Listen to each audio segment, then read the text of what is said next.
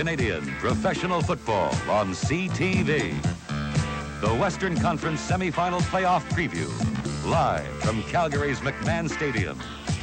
Hello again, everybody. This is Johnny Esau with Peter Young and Bill Stevenson, inviting you to join us for the next half hour here in chilly McMahon Stadium as we get ready for this Western semifinal. If I didn't know better, I'd say it's an old-fashioned Saskatchewan-Calgary final where the weather and the final pump of the ball game would usually determine the outcome. But 34,000 fans will be in the stands by the time the kickoff is ready, and they'll warm up the atmosphere a great deal. A great gang of the guys are in from Vancouver to see those BC Lions on. The Calgary Stampeders fans with their hats and their helmets and their red and white scarves. They're all here and they're all ready to go. It's going to be a very exciting day. The Stampeders coming off the 4-game win streak. The BC Lions trying to snap a 4-game losing streak. When you put it all together, it makes for a great Western semifinal, as these Western playoffs usually are. Now, over to Peter. Thank you very much, Johnny. You know, it all started in the warm summer days of training camp, and it comes down to this one. The weather isn't great, but the stands are filled with electricity, and both clubs are ready to go.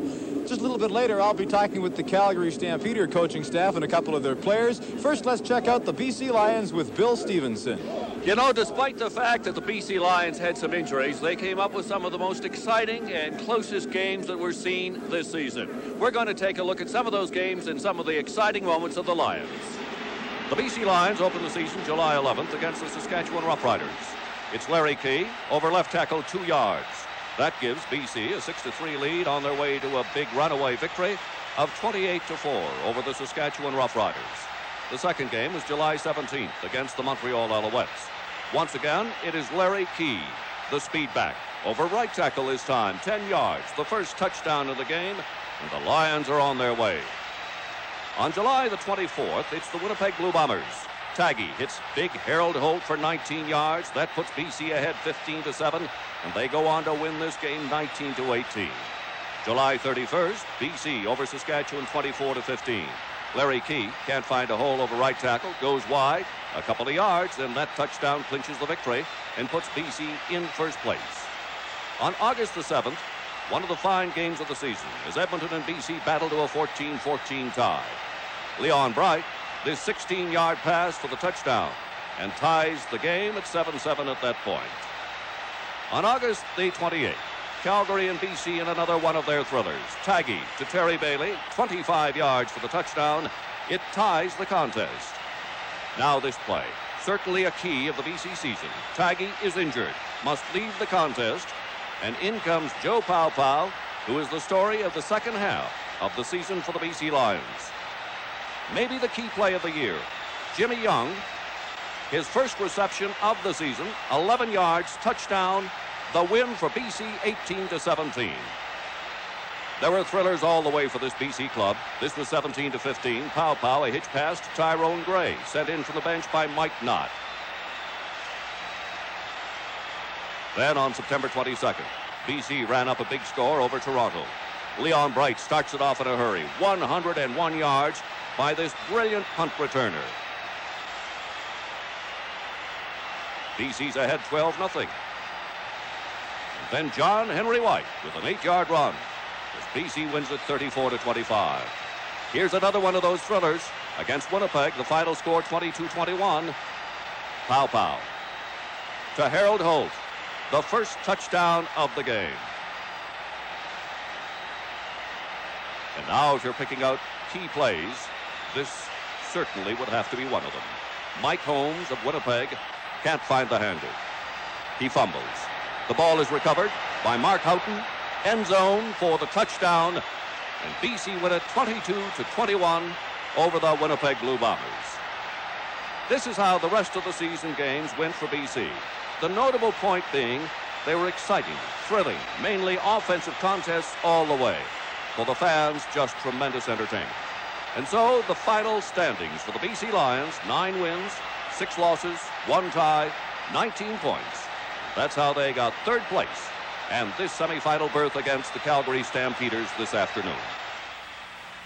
And now Vic Rapp, the head coach of the BC Lions, the club that you saw performing so many great performances in the final moments of the game. It's been a very exciting season for you, Vic, but you're going into a semifinal game now in which this wind has to concern you. Well, it does, Bill. I think a wind can be a leveling factor in a football game. I just hope that we don't let it affect us too much, but it's going to affect the kicking game probably more than any single factor. Will that not be an advantage for you with your kicking?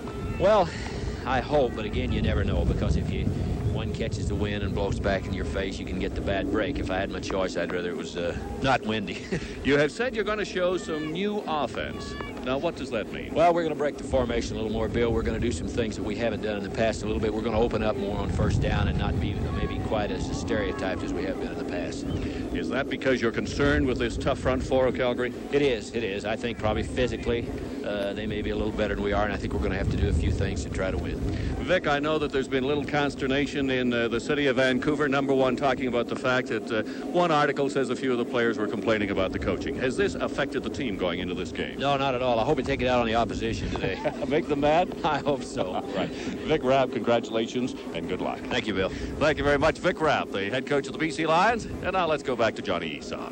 Well, the wind is enough to make your hair stand on end here at the McMahon Stadium. As you can see from the flag there now, the wind is gusting to 26 to 28 miles an hour. The temperature is 36 degrees at the moment, and we're hoping that with the wind coming over the mountains, it may warm up a few degrees in the next few minutes. CTV's Western semifinal playoff continues in just a moment.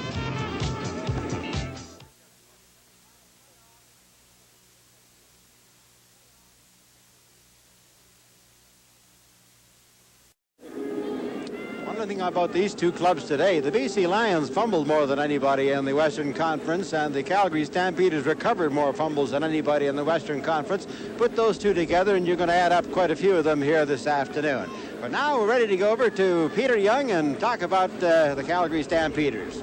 Thank you very much, John. You know, just a couple of weeks ago that we were anticipating being in BC for this game. It hasn't worked out that way because of the last few games in the year. We're in Calgary, and they are hosting the semifinal, and here's why. The Stampeders head into the 79 schedule, highly rated and anxious to avenge their loss to Edmonton in last year's Western final. And they start out fast with victories over Winnipeg and Montreal, but then lose big against those Eskimos 44-9. That sets up an August 8th encounter with the Ottawa Rough Riders. Calgary going into the game in third place and needing a victory to maintain pace with both Edmonton and BC, who tied the night before. Ottawa, meanwhile, are tied at first in the East with the same record as Calgary, 2-1. Tom Ferzani scored the first touchdown for the Stampeders, but their big break came early in the game when Reggie Lewis picked up a fumble and went into the end zone for the Stamps. Then, clinging to that lead, the Stampeders get another break. A fumble recovered by Calgary, and they go in to score the touchdown that puts them too far ahead for Ottawa to regroup. Richard Crump, who was with the Stampeders then and finished, oddly enough, with Ottawa, goes into the end zone, and the Stampeders win 27-17. On August the 15th, Calgary is still in third place, and they host the BC Lions. The Lions at this point in first, 3 up on the Stampeders.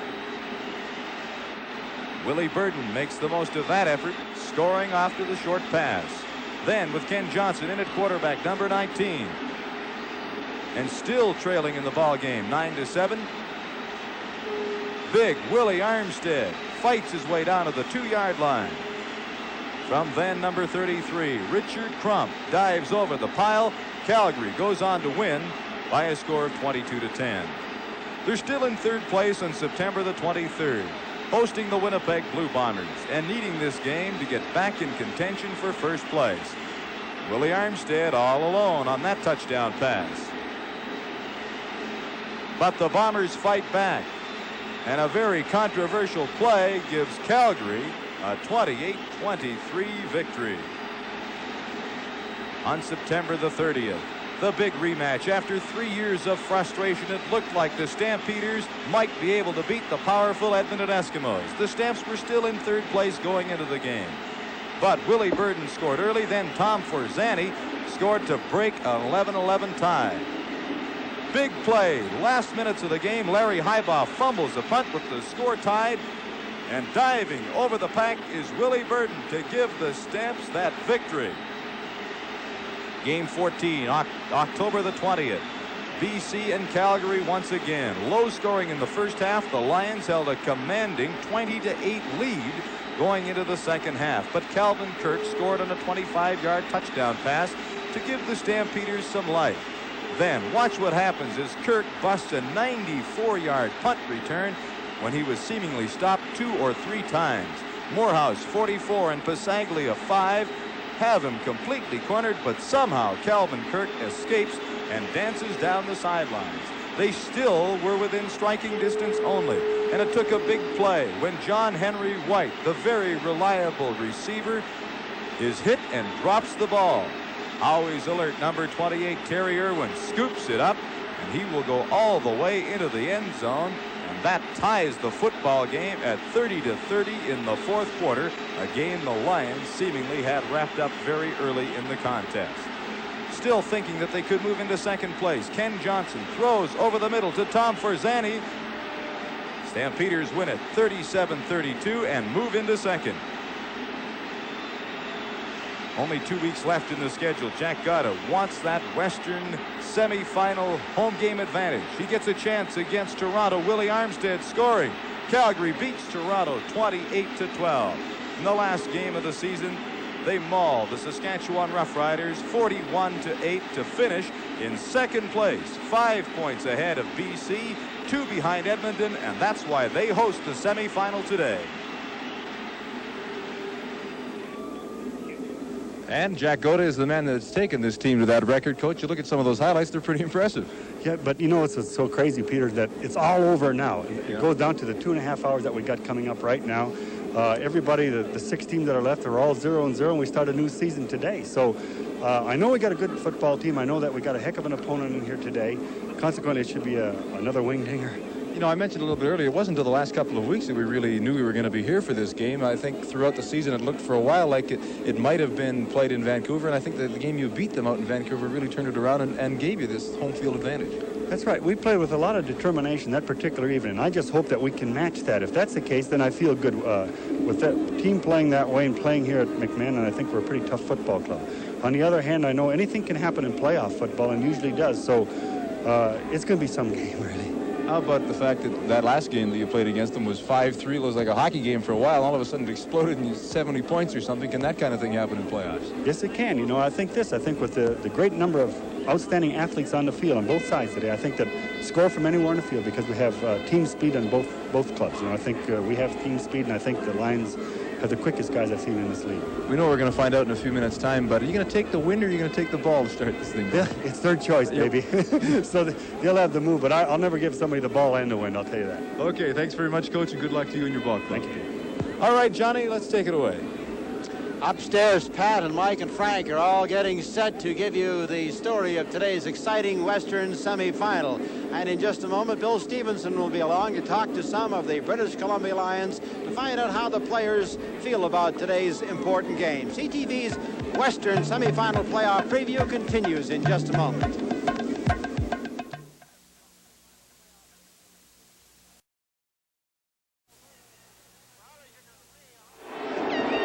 Well, as you can see, all the Alberta heat and energy is behind me, and they've got lots of it here to spare to keep the teams warm as they get ready for this Western semifinal. Bill Stevenson is about set now to meet some of the British Columbia Lions, so let's hear how they feel about today's game. Well, Bill? John, after Jerry Taggy went down midway through the season, the man who did the big job for the BC Lions, whom the pressure was on, was quarterback Joe Pauw. Joe, you felt a lot of pressure, I know, but I'm wondering if you feel more pressure than ever going into this game. No, not at all. Our game plan has been to take it as one game as it comes along, and we're underdogs this game, so we're kind of loose, and we're going to try to fly around the ball. Tell me, how do you like the Hawaii-style weather? Oh, it's fantastic. I guess there's a first time for everything, and it's different, believe me. But you could say that again. Tell me, how does the wind affect you? In other words, how do you pass, or what kind of a game will you call with this wind? Well, if we go with the wind, I'm going to have to try to keep the ball down instead of taking off on me. And when we throw against it, going to have to throw a little harder and keep the ball down because the wind will keep it up and give a good chance for the DBs to react. And they have good secondary. What has been most effective against Calgary this season in the games you've played? Well, we've been trying to take advantage of their defensive line, which is their biggest asset. They have great front four, and their strength is in the two tackles, Dombrowski and McElhaney. And Lewis and Wazinski are outside conscious, so, we're thinking of going off tackle. So you'll do a lot of running and try to set that up first and then hope to go to the passing game. Is that correct? Right. Try to get field positions as best as possible if, we have the win with us, and try to utilize and capitalize on it. And being an underdog is going to help you feel? Yes, it is. All right. Well, you've got a great commercial for the Islands. Good luck, Joe Powell. Thank you, Bill. And now let's go to middle linebacker Glenn Jackson, a Canadian. I'll tell you, there aren't many Canadian middle linebackers, Glenn. No, I'm the only one right now in all the CFL. This year, they started off with Ezrins in the middle in Winnipeg, but he didn't last there long. He was there for 6 games or something. They brought another American in. I played middle for the last 2 games, and so this will hope will be all right, too. Well, it's an unfamiliar spot for you, of course. You say 2 games. Now, is that going to be a problem? Do you think they'll try to run at you as a result? Oh, no doubt. I don't think they think that I can play in the middle, and I think that they're going to try to start running right up the middle at me. This defense of the BC Lions has been maligned. Do you think unjustly so? Yeah, I think so. I think the last 2 games, I think we've been coming up. We got enthusiasm back on the team. I think we're ready to go. Practices have been good all week. I think, with the young ball players in there, we only average a year and a half on the front defensive line. There's only one person that was there last year. But they're young and they hustle, and that's what we need in the beginning, so it's really good. And now let me ask you about the weather, because I would think if it's going to aid anybody, it's going to aid the defense. Yeah, it is. It's snowing right now, just little flurries, but I like it. It's not that cold. I like cold. Doesn't bother me, but other players it does. Running backs, they're from south, and they might not like the cold, so it's an advantage for the defense, I think. You're fairly new, as you said, middle linebacker. You've got a couple of new people up in the front 4. That has to be a bit of a problem, too. Yeah, it is. We got Richard Murray playing at the right end, and we got Mike Blanton playing the right tackle, so the only people that I played with before is Nick Hebler at the left tackle and left end, which is Louis Richardson. But they hustle, and that's the main thing that we wanted, and I think it really helps along. Glenn Jackson, good luck. Have a lot of fun. Thank you very much. I hope so. All right. And now we're going back to Johnny Esau. Well, after the snow earlier this morning, the wind started to pick up, and the wind has been blowing strong ever since about 10 o'clock this morning. But I'm wondering how a good thrower like Johnson with that rifle arm he will be able to throw against the wind today. Let's find out.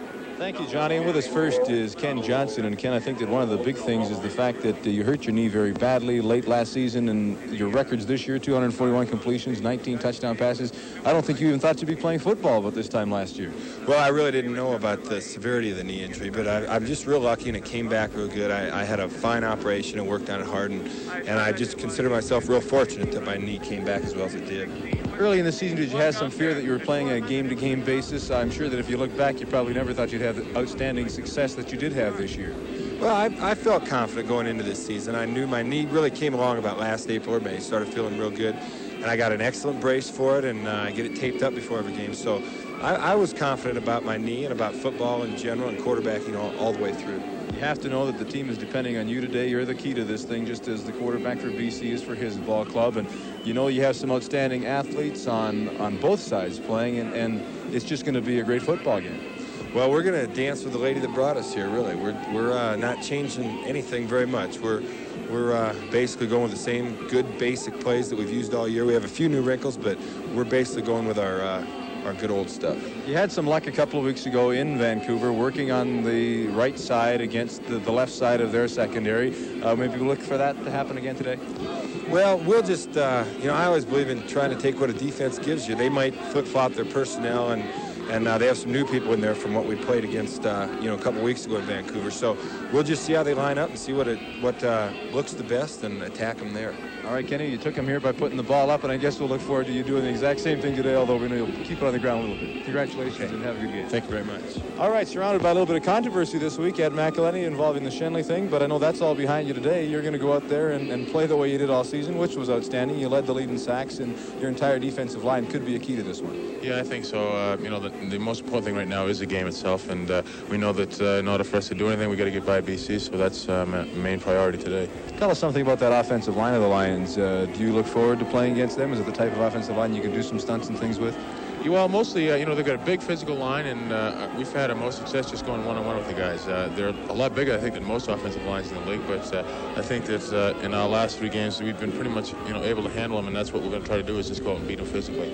You think that the rush that you can put on Papa could be the key to this one? He is a rookie. He is playing in a very pressure-filled game today, and I'm sure that you fellas have talked about that.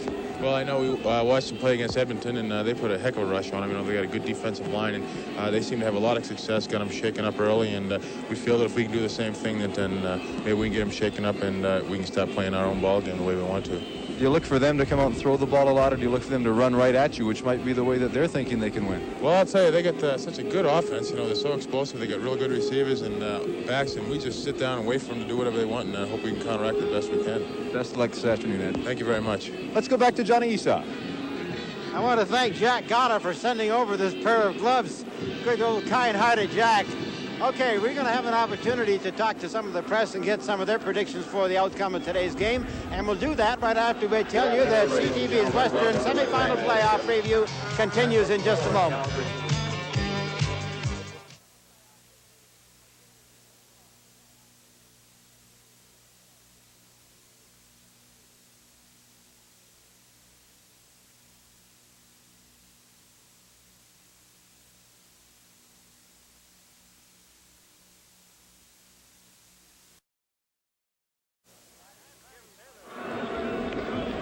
Jim Taylor of the Vancouver Province with me, acting very nonchalant as though the weather wasn't bothering him. You haven't got me fooled at all, I'm colder than hell, but I can go home after the game. Jim, let's get your prediction about the outcome of today's game and why you think it'll turn out that way. Well, I think it's a no bet, John. Really, you got the 2 teams that have fumbled more than any other teams in Canada playing in a wind tunnel. I think that the outcome very likely could be decided by the special teams, the kickoff return, the punt return people. And I think the Lions have a bit of an edge in that.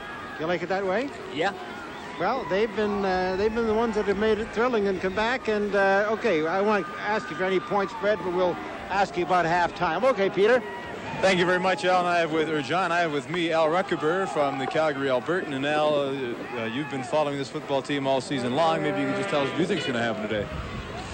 Basically, I think, Peter, that Calgary and Edmonton are going to be in the Western Final for the second year in a row. Now, I'm no Stampeder fan, obviously. I can't be. But I see too many things that I think is going to be swinging in Calgary's direction. I see Calgary having won 7 of the last 8 games. I see BC on a 4-game losing streak. I see BC have a lot of lineup changes late in the season. Okay, thanks very much, Al. Now let's go upstairs to Bill Stevenson. And the entire Edmonton coaching staff is watching this game, including assistant Cal Murphy, who's a BC boy. Does that mean you pull for BC, Cal? No, I just hope the team that wins is the team that we can beat next week in Edmonton. Who do you like in this game? I really don't know, Bill. It depends. With the wind blowing the way it is, if BC can control the ball when they're going against the wind and use Pasaglia's foot with the wind, it could make a difference. Otherwise, I think it's a toss-up, as the other 3 games with the 2 teams have been. Well, the thing about this stadium is you never know where that wind's going to wind up. Well, that's right. Like right now, it blows one way and it'll start swirling, and then it'll die down and possibly blow in your face. And so you have to take the wind when you've got it. All right. Thank you, Cal. Let's go back downstairs to Johnny Esau. Well, Bill's going to be back in a moment or two at the Radio Shack Brute Fan Survey to see how the fans really feel about today's game. How do you feel, Peter? Well, actually, John, I don't like to be a pessimist for VC's sake, but I think they might be able to pull the upset. Okay, thank you very much, Peter and Bill, and we'll be ready for the kickoff in just a very few moments.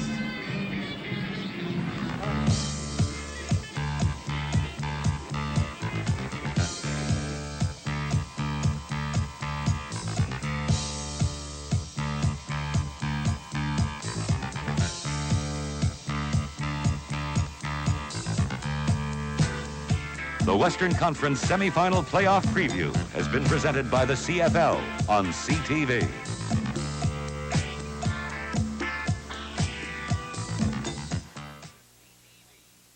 This is the CTV Television Network.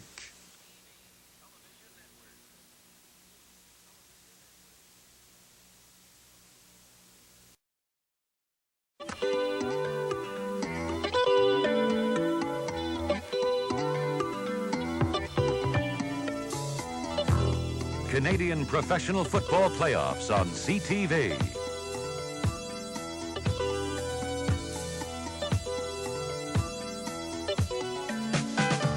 The Western Conference semifinal is brought to you by Canadian Pacific, owned by Canadians, working for Canadians, and by Labatt's, brewers of Labatt's 50 and Labatt's Blue.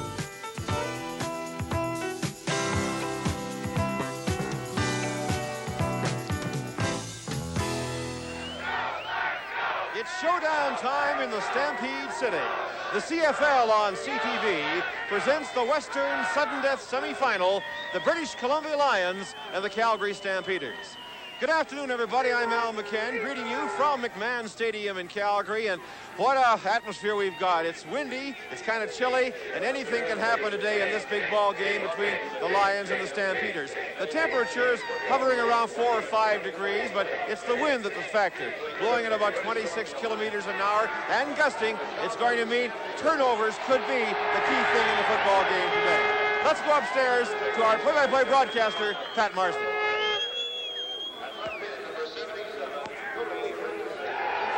Welcome, because we've got a great football game for you this afternoon. We also have my regular partner, Mike Wadsworth, with me. And Mike, what is that beside you? Well, I really don't know what it is, Pat, but all I can see is hat. I think maybe Frank Rigney's trying to hide something. Well, Mike, you know, I'm from B.C., and everybody knows that across the country, so I put a cowboy hat on and try to even it up just a little bit. You know, talking about this football game, the B.C. Lions have had their troubles in the last month. They are a very, very explosive football club, probably the greatest team speed of any team in the CFL, but they found different ways to beat themselves throughout the year. For example, this play against these same Calgary Stampeders. An excellent completion on a screen pass to John Henry White. Bernie Morrison gets a piece of White, and watch what happens. They've done this kind of thing all along the last month of the season. That's why they're riding a 4-game losing streak that they talked about in the pregame show. They're just going to have to eliminate that kind of thing to have any chance against these second-place Stampeders today, Mike. Frank, I think that the Calgary Stampeders have enjoyed the success thus far in the 1979 season because of an outstanding defense. One of the great individual performers this year was Ed McElhaney, an outstanding defensive tackle who has really provided them with a great pass rush. Also, their secondary is great. Ray Odom's on the corner, has tremendous speed.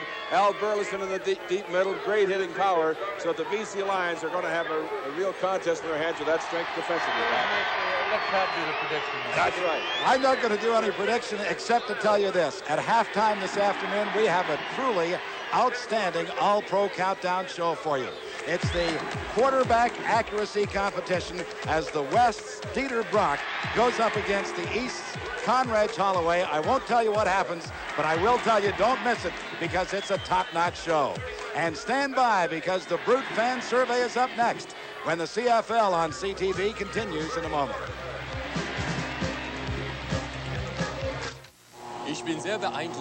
At electric power sites in Canada, West German engineers are learning new techniques. They know Canadians have one of the most reasonably priced and reliable electric power services in the world. And like many other countries, they come to study our innovations, like the enormous power output achieved at this plant. Well done, Canada. Constant innovation. It's one reason Canadians enjoy one of the most reasonably priced and reliable electric power services in the world.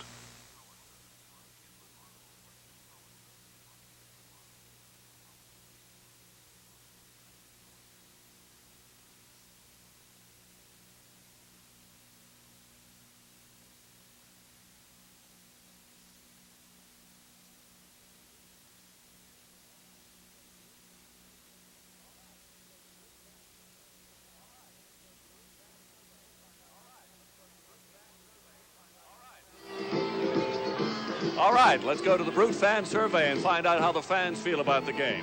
We have got a lovely gal who is from Oshawa but has become a confirmed Calgarian, Gail Smythe. And I'll tell you, Gail, I know that you're all for Calgary. I imagine the fans were too. Oh, that's right. Well, let's find out how they voted as far as today's game's concerned, okay? Okay. They decided that in this Western semifinal, the predicted winner on this is going to be, let's hit it again here as we have a total for the point spread. How many points we got, Gail? It's 6 points that they've decided Calgary is going to win by. I know you agree. That's right. Gail, the next one is, let's see what's going to happen as far as that Eastern semifinal in Ottawa is concerned, okay? The Eastern semifinal, it's Hamilton at Ottawa. The predicted winner is Ottawa. No points. That's unusual. It's going to be a close one. I think that's what the fans are saying. They're saying it's no bet. It's no point spread. And finally, let's see who they think is going to be in the Grey Cup, Gail. In the Grey Cup, they decide that it is going to be Calgary and Montreal. Well, naturally, Calgary. And they say, who's going to win here? Of course, Calgary to win the Grey Cup. That wouldn't surprise Calgary fans, but it would surprise a lot of other fans across the country, Gail. Well, we're the best. So all right. Thank you very much, Gail Spite. And now let's go downstairs for our national anthem.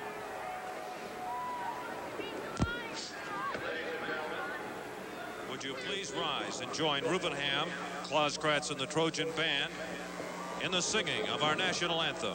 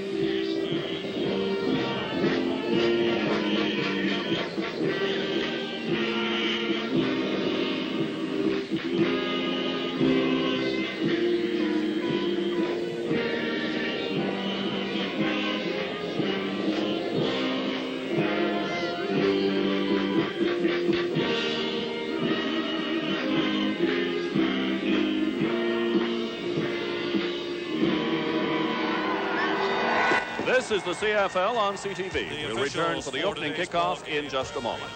Every second that passes, your skin is losing moisture. And when your skin loses moisture, it looks rough and out of condition. Moisture. This product contains moisturizers to put back the moisture in your skin. Brute Light by Fabergé. Use it as a lotion after shaving, after showering, or as a light masculine fragrance after anything. Brute Light. It's the sensible way to fight dry skin and smell great. I just can't wait. I just can't wait. I just can't wait. Oh no, I just can't wait. Can't wait for bows on Christmas packs. Can't wait to give a gift from Radio Shack. Can't wait to fill a Santa sack. Can't wait to give a gift from Radio Shack. If you just can't wait to give, Radio Shack has a new breed of AM radios that are so lovable, they're hard to resist. Can't wait. Radio Shack. Can't wait.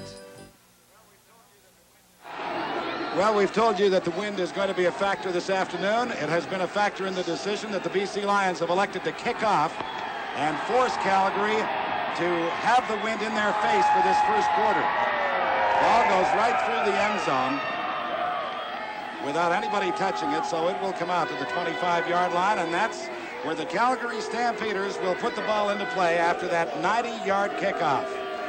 All right, here's the way the Stampeders line up. You see Tom Krebs at center, Dave Kersinger, the left guard, a fine Canadian player, Mike Horton at right guard, number 67. A look at Miles Burrell, the man that the Calgary coaching staff feel may be the best offensive lineman in Canada. Lloyd Fairbanks at right tackle. A very formidable offensive front wall for those Calgary Stampeders, as Ken Johnson will start at quarterback. He'll have James Sykes and Willie Burden, 11 and 10, as his two running backs. This is Burden. He cracks over the 25 to about the 28. He'll have a pickup of about 3 as Hebler and Blanton were there to make the tackle, the two defensive tackles for the BC Lions. Bob Vickers, the big tight end, had 24 catches this year. Kelvin Kirk had 3 touchdowns for his 29 catches. And there's the leading pass receiver, Tom Forzani. As you look now at James Sykes and Willie Burden, who was a little bit camera shy, but great running backs both, and Ken Johnson, who threw for 19 touchdowns this year. Johnson fires. The catch is made by Armstead. He'll have a first down out of the 37-yard line. The tackle made by Oliver, number 17. Actually, pretty good coverage, Mike, by Frank Oliver, number 17, on Willie Armstead. Armstead has to make 2 catches, but once again, as we've talked about over the last month, and we've done a number of BC Lion games, not much of a pass rush on that first attempt. Johnson had time to throw it. And we remind you once again that Johnson is going into this wind at about 25 to 35 miles an hour at McMahon Stadium. Johnson to put it up again. Throws, no good. Looking for Armstead, so it'll be 2nd and 10 from the 37-yard line. As you look at Kenny Johnson, who came in last season, had that knee operation in the off year, and has come back strong as the number 1 quarterback of the Stampeders, pushing John Hufnagel to the number 2 spot. 56% completion record on the season, 19 touchdowns, 8 interceptions. Mike, we rather anticipated the Stampeders to run the football or throw it short, and that certainly, I think, will hold true in this first quarter against a win. Would you agree? Johnson over the middle. It is complete to James Sykes. He will not have the first down, only gained about 3 or 4 yards, as Paul Giroudi, number 40, was there to make the stop. One of the reasons, Frank, of course, they'd like to run the ball is try to test that linebacking core of the Lions. Glenn Jackson, outstanding as an outside linebacker, limited experience in the middle. But if you're going to try to pass in that area, I think Jackson will actually be able to come up with a big play because he's got a lot of mobility and range. Great maneuverability. Also, they've got a very inexperienced front four out there today, Mike, and we'll talk about that a little bit more later. Mike McTagg kicking on 3rd and 7. It's a short one. Flags go down at the 45-yard line as Hinton makes the catch for the BC Lions and probably picks up a no yards penalty as well. Just a 26-yard boot into this win by Mike McTagg, a return of 2, but let's listen.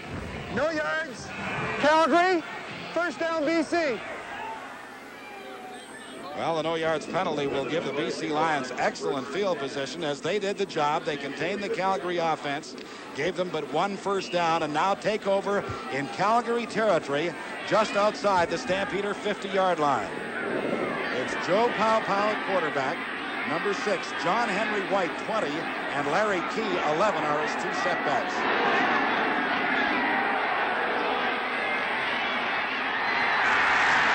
Throws the screen out there to John Henry White.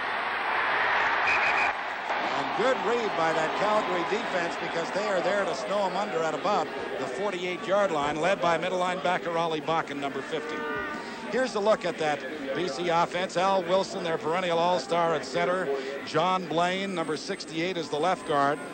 The right guard is Glenn Leonard, number 54. Larry Watkins, been around for 11 years. And there's Jim Lohman in his 2nd season. As Joe Pow prepares to pass, flag comes down. The reception is made by the newcoming tight end Ricky Ellis, number 7, but there was a flag down, and holding is the call against the Lions. Mike, it appeared to me that Ken Dombrowski, number 62, the big tackle of the Calgary Stampeders, was the fellow that was held here. We take a look at it once again, you'll see that Glenn Leonhard, number 54, I believe the offensive right guard, will be the Lion guilty of that holding call, something that's really been a problem for them. Let's listen. Holding, BC, number 54, 2nd down over. Absolutely right, Frank. And you know, I'm somewhat surprised that the Lions are coming out throwing. Surely they have the wind at their backs, and that's one of the reasons why Joe Pow would be inclined to go to the air. But on the other hand, with the great outside speed that they have, and the fact that they feel if there is a weakness in Calgary, it's at the outside linebackers, I thought they would have tried to test them early. It is 2nd and about 17 for the Lions back at their 52. Pow is decked back at his 42-yard line.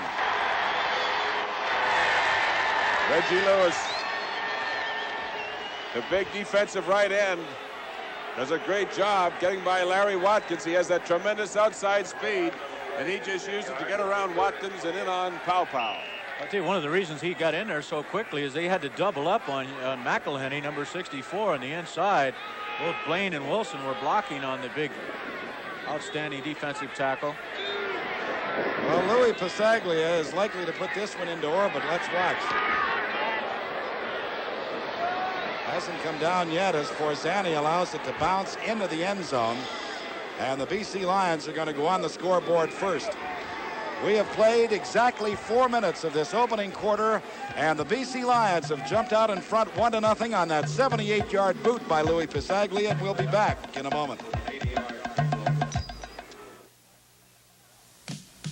When do you know that you got it? When do you show that you got it? When you got it, you know it. When you got it, you show it. Hey, Pontiac, you got it. How does it feel when you got it? Do you reveal that you got it? Pontiacs, built for a changing world. From the value-packed economical Acadian to the commanding new look of the weight-reduced full-size Pontiacs. From the family-size Le Mans to the unique Trans Am with the guts and glory of available turbo V8. Or the all-new front-wheel drive Phoenix. You gotta know who's got it. Hey, Pontiac, you got it. 'Cause nobody's got it like Pontiac's got it. Nobody's got it like Pontiac's got it. Nobody's got it like nobody's got it like Pontiac. You got it, Pontiac.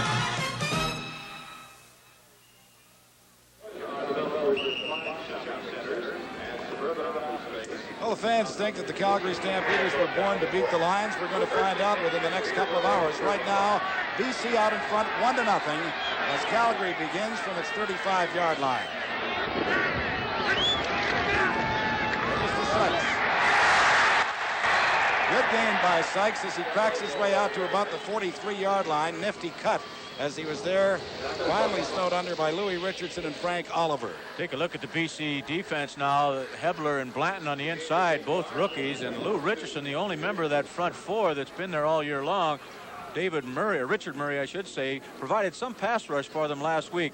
Small but very mobile linebackers. Paul Girotti on the outside, number 40. John Beaton, very small for a linebacker, just over 200 pounds. And, of course, Glenn Jackson in the middle that we've talked about before. I like his hat. This is Willie Burden. Burden has the first down as he crosses the 45 to the 47. And the middle linebacker that we just saw, Glenn Jackson, there to make the tackle. Very good inside fill by Glenn Jackson. On the previous play, he had overrun it a little bit. He was sure and measured the running back this time, came in and didn't let him get too far, but it appeared Burton got enough for the first down. The ball is at the Calgary 47. They trail by a point as you look at Vic Rapp, a man who told me last night our club has to play flawless football to win. We've lost too many good people to be able to take it easy in any contest. And of course, that's been proven true the last 4 weeks. Give is inside to Willie Burden. And Burden gets about 3 yards as he reaches for the 50-yard line. You know, we talked about the great speed, Pike and Matt and Pat and Mike, that the BC Lions have, and all 5 of these defensive backs, as you're looking at now, have great speed, and they all have at one time or another been on the specialty teams, with the exception of Doug Carlson, the safety. You know, Frank, the only thing they need is a little help up front. I think the key may be whether or not this very young defensive line that you talked about is able to come up with a big performance, because as fast as those men in the backfield may be, they have to have some help with the rush. I think they'll have to have linebackers firing in there to get some good pass rush. Johnson throws. It is complete for the first down to about the BC 48-yard line. The tackle made by Carlson. Well, you can't overemphasize the importance of these first downs that the Calgary Stampeders are picking up, because they're, of course, utilizing that clock. They're throwing very short, very simple patterns, just a little hook pattern to Willie Armstead there, who they've gone through a couple of times. That's their 3rd first down in the first half of this first quarter against this severe wind. Armstead had 48 catches on the year. He grabs another one for the first down at the BC 48-yard line for the Stampeders. Goes to the first man, Willie Burden, but again, a good job by that front 4 and the middle linebacker of the BC Lions. The gain is only about 2. Good block by young Krebs at offensive center here. He's handling the nose guard all by himself. That's Nick Hebler in this case, number 58. And Krebs does a good job on him. Allows the back to cut right off of him. Mike Blanton, number 79, gets in there and gets a piece of the action. Pickup is just about 3 yards, 2.5. So let's make it 2nd and a short 8 if you prefer. The ball is at the 46.5-yard line. Johnson with all kinds of Sykes. And Sykes is nailed short of the first down at about the 39. Now he had to get to about the 38-yard line, so he appears to be short by probably a half to a full yard. Devin Ford, number 16, was there to make the hit. Well, we'll take a look at this offensive line of the Calgary Stampeders. We talked how vital it would be for them to get their quarterback protection. They're doing it right now, and as a result, the Calgary receivers are having success against that fine BC secondary. BC's had only one offensive thrust, although they've had the wind advantage, and they lost almost 25 yards. On the other hand, as you pointed out, Frank, the Stampeders moving the ball against this great adversity. Well, we've got an injured BC Lion down on the field. It affords me the opportunity to tell you that it is 1-0. The BC Lions out in front of the Calgary Stampeders. The CFL on CTV continues in a moment. Excuse me, I see you guys are having a John Labatt's Extra Stock. Do you mind telling me why? You see, I'm in the business, so I know a lot about this brand. It's the taste, right? No, listen, you can tell me. I know. Mellow to the taste, smooth going down, premium price, premium quality. You see, I know why you buy it. It's the taste, right? Pure and simple. Am I right or am I wrong? Excuse me, I see you're having a John Labatt's Extra Stock. Mind? It's cool. It's not as though it was 20 below zero or anything, but I'm sure that the wind chill factor is right around the 0-degree mark because of the wind. It's about 4 or 5 degrees Celsius, but the wind is blowing in the face of the Calgary Stampeders somewhere around 25 miles an hour. The Stampeders, incidentally, did pick up the first down by James Sykes at the 38. This is Sykes again as they tried to run a little draw play on the BC Lions, but they wouldn't bite, and as a matter of fact, they nailed Sykes for a loss back to the 40. Murray was there to make the tackle, number 71, the newcomer from University of Oklahoma. As you look at Louis Pasaglia, who sported a very impressive punting average this season, the tops in the CFL. 4 first downs for Calgary, none for the Lions so far. We've got 6 minutes 40 seconds left to play in this opening quarter. Johnson throws. An attempt at a spectacular catch by Bob Vickers, but he couldn't pull it down. He was whacked by Devin Ford. You know, one of the reasons why that wasn't completed and that Johnson was a little high. Much better pass rush by the Lions. Girode, number 40, one of the people in there along with others. Mike, that's exactly right. The reason they had a better rush is they brought their linebackers that time, and I think that's the kind of thing they're going to have to do consistently to get any pass rush on them. That front four is just not doing a job over the last 4 or 5 football games of getting to the opposing quarterbacks. Mike McTagg is punting, and again, it's a short one. However, he gets a very good bounce.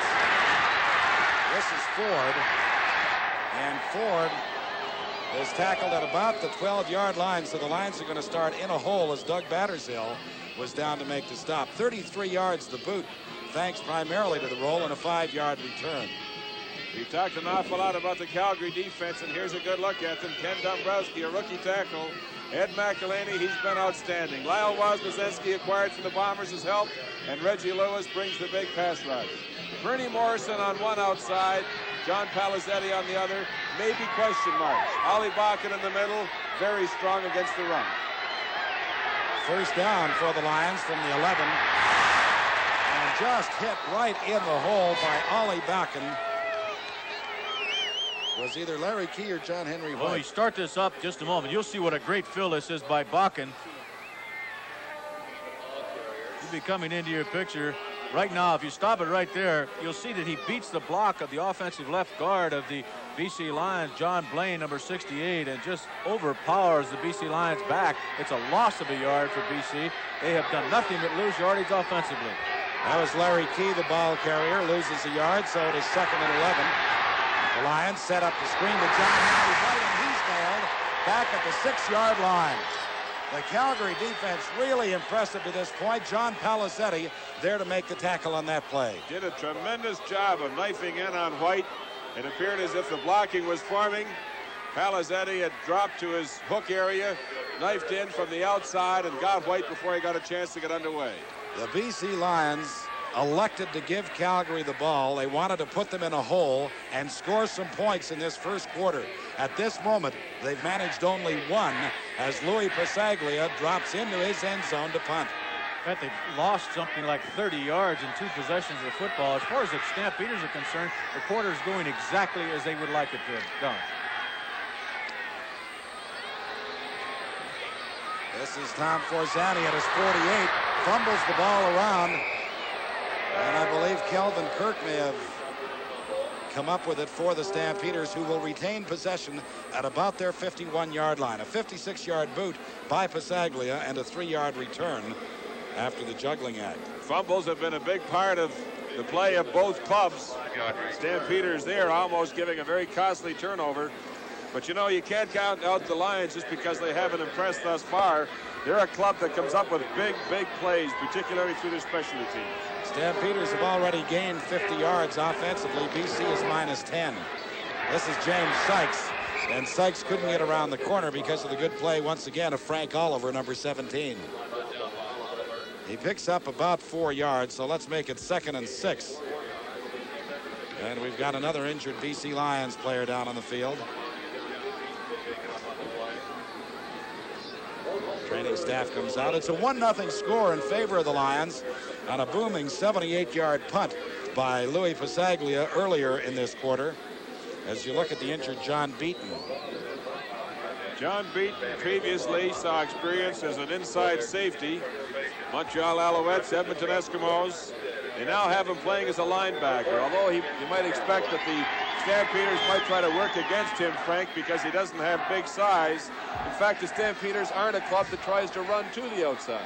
I'll tell you, they've tried to work against John Beaton from time to time all year long, but it just hasn't worked. But while we've got a timeout on the field, let's go down to Al McCann at field level.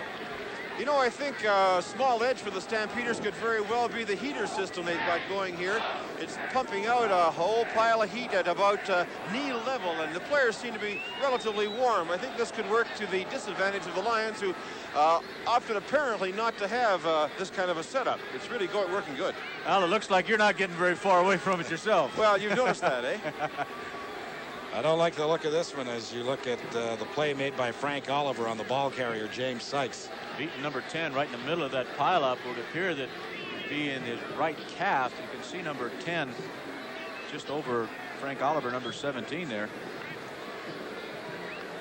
Those pileups can be awfully dangerous, but John Beaton is now getting on his feet. Hopefully it was nothing too serious. He's not putting any weight on that right leg, though. Well, I'd like to remind everybody that this program is copyrighted and is meant strictly for the private use of our audience. Any reproduction in whole or in part without the express written permission of the CTV television network is strictly prohibited.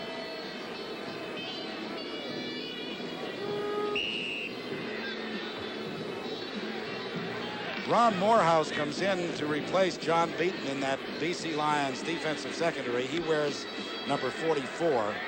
And when I say the secondary, I should have said at the linebacking spot.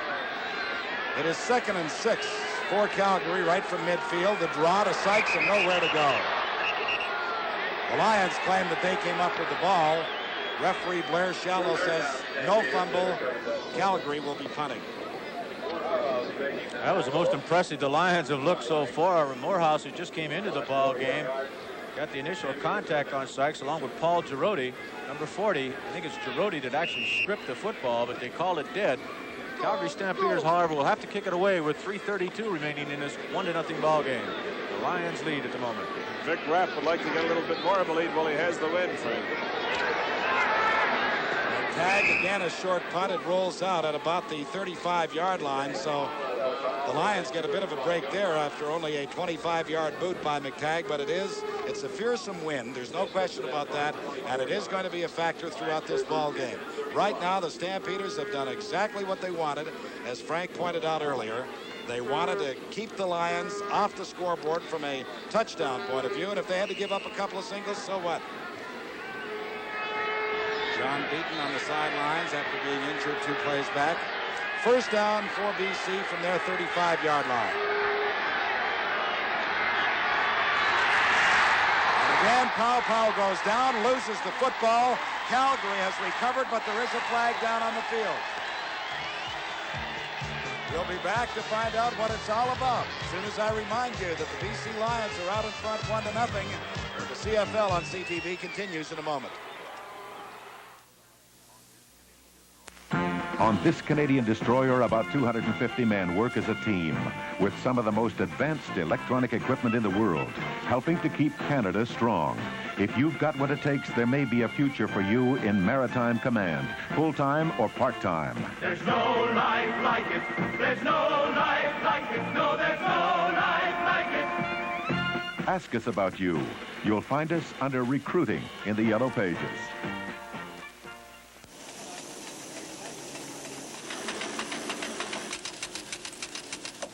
Every day, 140 people from Toulon and Manitoba come to work at jobs created by the tenacity of two young brothers and the help they got from people like Frank Bava at the Royal Bank in Winnipeg. Started with a good idea, but not enough money. Now here we are in our third factory with more than 140 people. It hasn't been easy, but the Royal Bank has backed us every step of the way. Royal Bank. When you succeed, we succeed.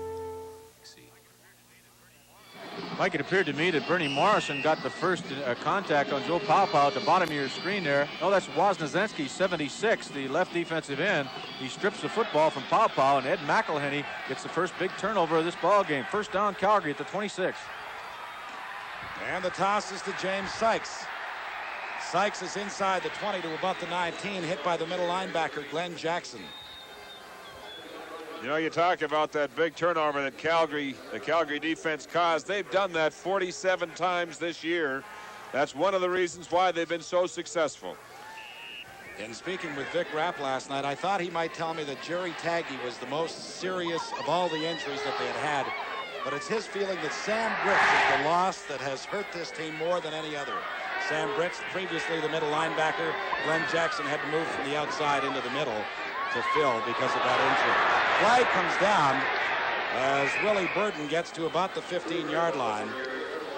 Well, I don't think there's any question. First down. I don't think there's any question. Nick Hebler, the young rookie from SFU for the BC Lions, jumps offside. Watch him, number 58. He goes, he tries to stop his commitment, and then he tries to get back just now, and then he goes right ahead with it.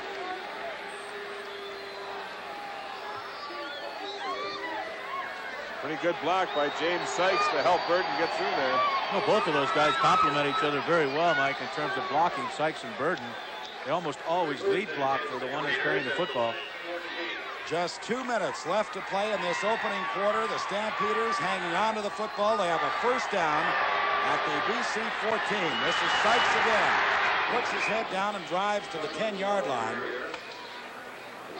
Straightened up by Frank Oliver and Morehouse, number 44. So the gain is about 3.5. Let's make it 2nd and 7 right at the 10-yard line. 1-0 BC out in front. The Stampeders driving right now. And just as important, eating up the clock in the first quarter, that they have gone into the wind.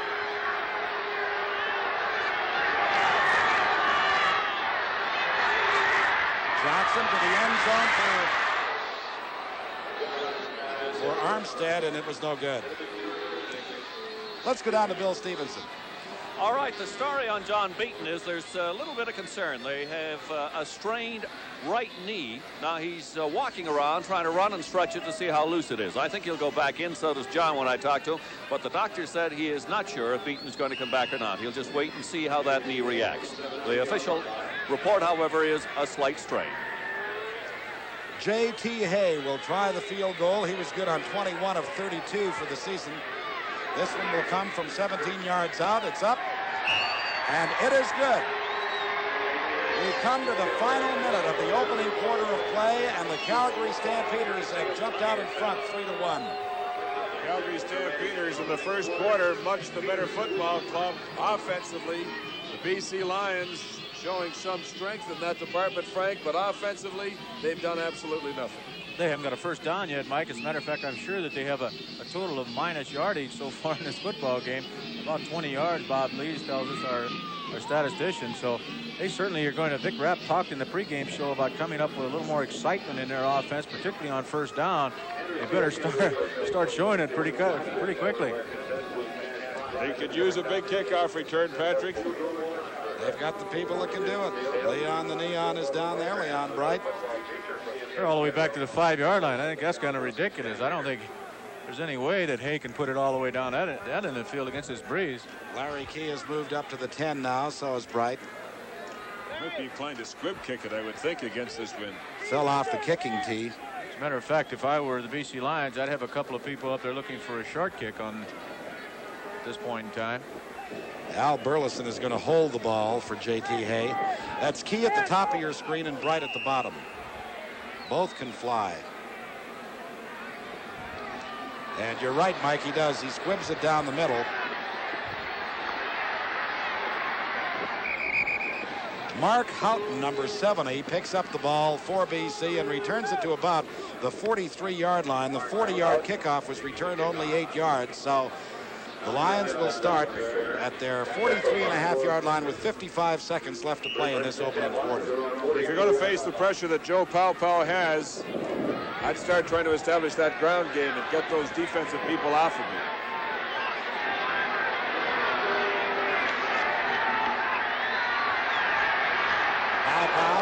Going deep to Terry Bailey, but he was knocked down. Good play by number 26, Merv Walker.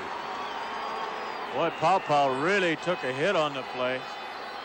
He's down on the field. Here's another look at it, and Frank, again, he's trying to roll to get away from that pressure. And it came in late, but Lyle Woznezensky, just after he threw the ball, laid that heavy hit on him. But what I don't understand is, despite the wind advantage, why he continues to work against the real strength of the Calgary club, which is their secondary and their pass rush. He won't be working against it any longer because Mike Knott is going to come into the ball game. Joe Paopao is still stretched out on the field. It appeared that he caught a helmet, Woznezensky's helmet, in his chest. And, you know, so far, Woznezensky has been the dominant factor of that front four for the Calgary Stampeders. He caused the fumble by Paopao on the last possession. And usually Woz is the last person you look for from the pass rush out of the front four of the Stamps. But he's done a great job so far today. Well, on November the 17th, I'd like to remind everybody that they're going to see a rematch of a great fight of the August 28th Commonwealth Welterweight Championship fight between Clyde Gray and Chris Clark. Clark won that one, if you recall. Gray was unable to answer the 11th. He had some cuts, and that put him out. But this time, Gray's putting his Canadian welterweight title on the line. And the winner of this fight will be the Canadian and Commonwealth welterweight champion. So it should be a beauty. November the 17th, Clyde Gray and Chris Clark.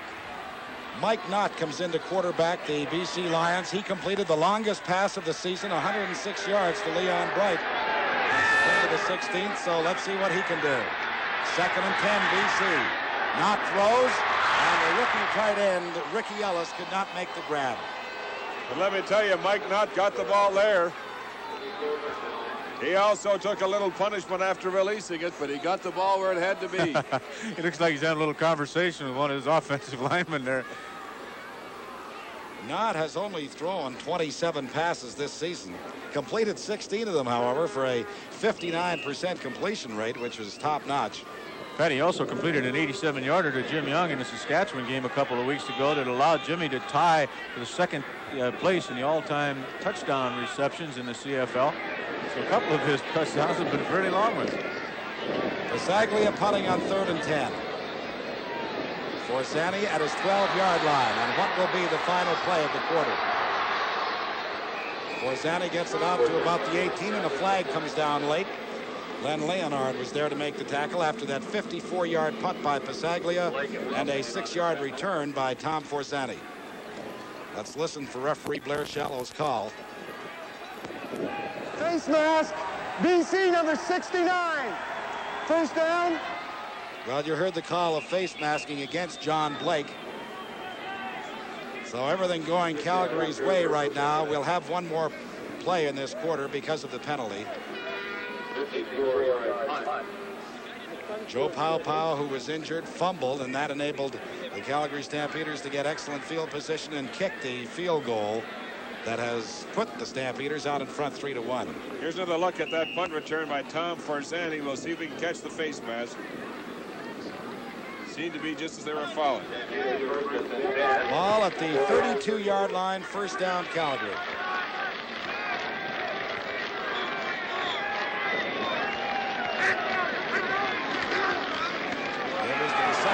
James Sykes, and he cracks over the 35 to about the 37. He'll have a gain of about 6, as Frank Oliver once again was there to fill and make the tackle. We have come to the end of the first quarter. The Calgary Stampeders out in front 3-1. This is the CFL on CTV. We'll have second quarter action in a moment.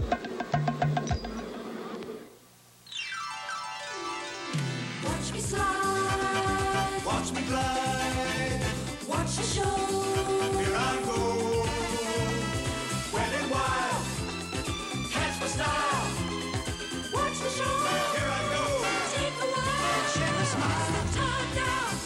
Keep on smiling. Woo! Smile along with you. Smile with you.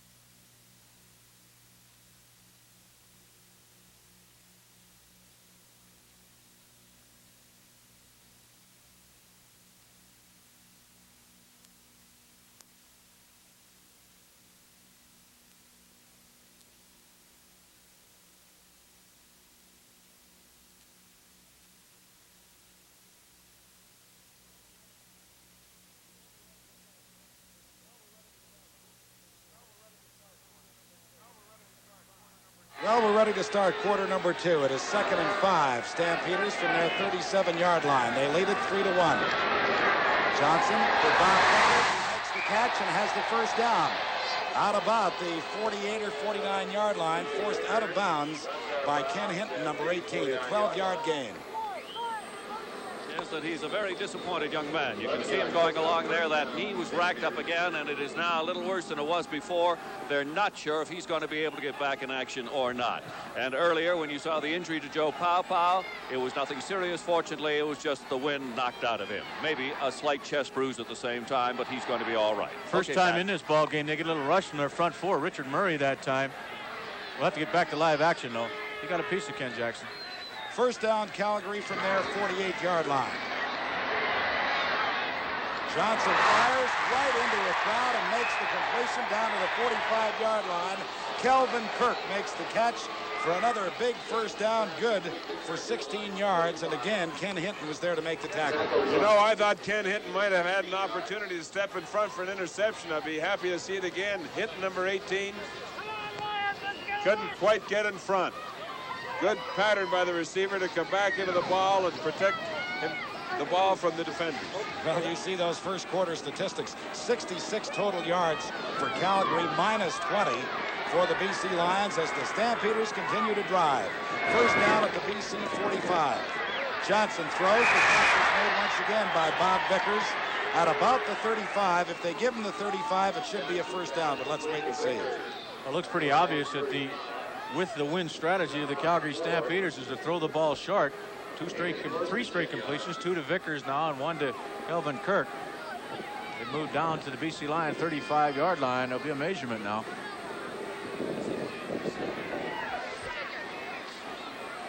Stampeders putting on an impressive performance so far in this ball game. Played very well defensively, as they had to in that first quarter, going into the wind, and now they've got the wind at their back, and as you can see, they have a second down and just inches to go for the first down.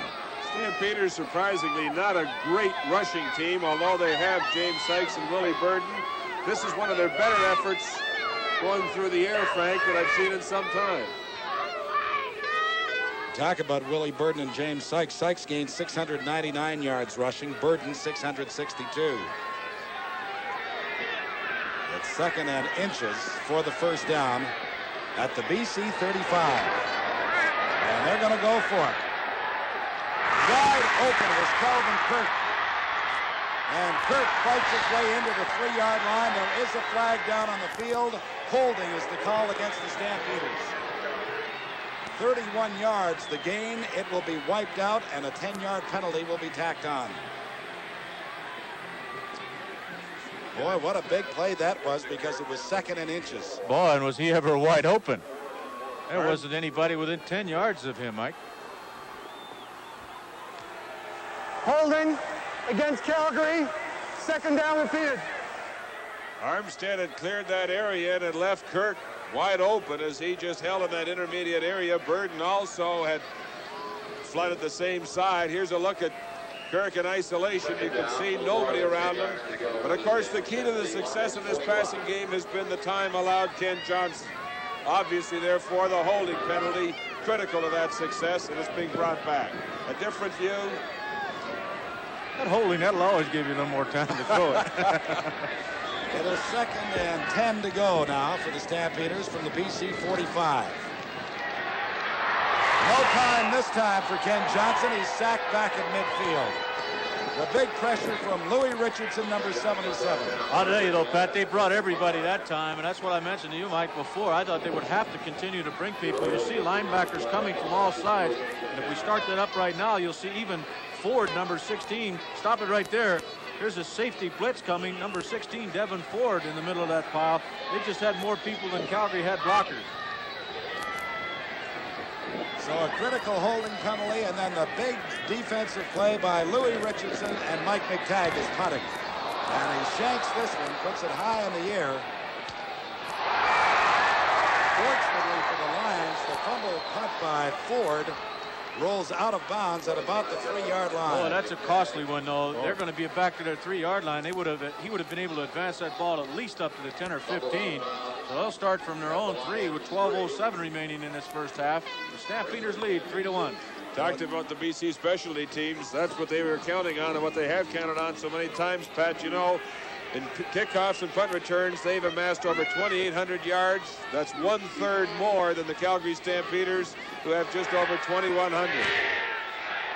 Well, you talk about a shank punt, not too bad because it ends up on the 3-yard line. That's better than a good one. Absolutely.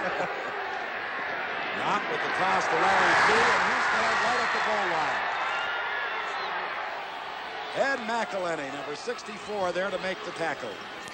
Well, the Lions pull everybody on this play, even the offensive center, Al Wilson, number 52. The whole left side pulls. Leonhard, number 54, tries to screen him off, but McElhenney does a great job of coming from the backside. BC is down to their 1-yard line. They're in a lot of trouble right now. And you know, even a quick kick, if they had it, wouldn't be a very good play here because of going into the wind. You couldn't really gain too much from it. I don't think it'd fool anybody anyway because they don't have anybody who can kick it except Luke Pasaglia, and he never plays offensively. We've played 4 minutes of this second quarter, 3-1. Calgary leads it. BC with a big problem at their 1-yard line. Second and 12 to go for the first down. Now throws the screen to Larry Key. What a job by Key to get to the 10-yard line. He'll be short of the first down, but he did a tremendous job to pick up that yardage. It is 3-1, Calgary out in front, and we'll be back in a moment.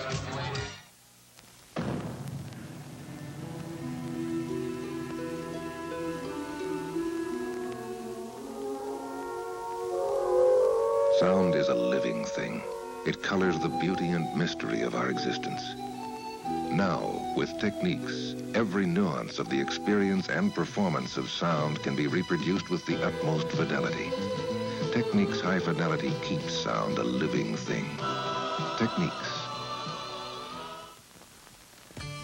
Cutting out, I'm moving out of here. Well, I paid my dues.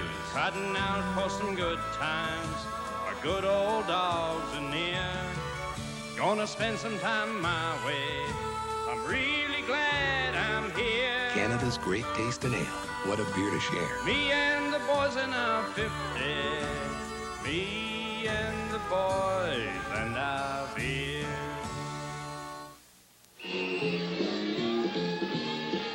Another look at that little screen that got the BC Lions out of a little trouble. Key with tremendous determination.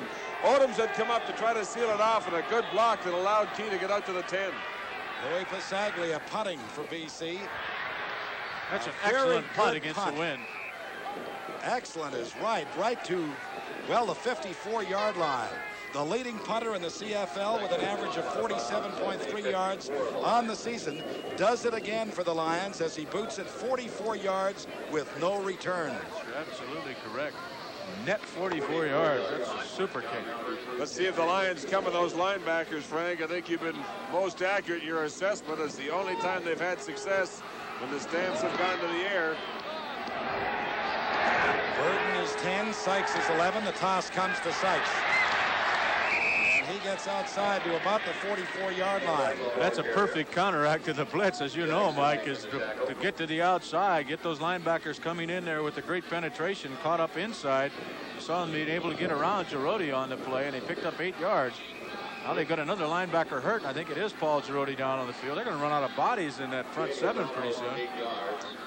We talked about the fact that the Stampeders were not a club to try to get to the outside. Jack Goda, obviously recognizing this, decided to come up with a little new wrinkle for these playoffs, and they've had some success when they've gone with that quick pitch. That's the injured Paul Girardi. Girardi's just behind the ball carrier, you'll see.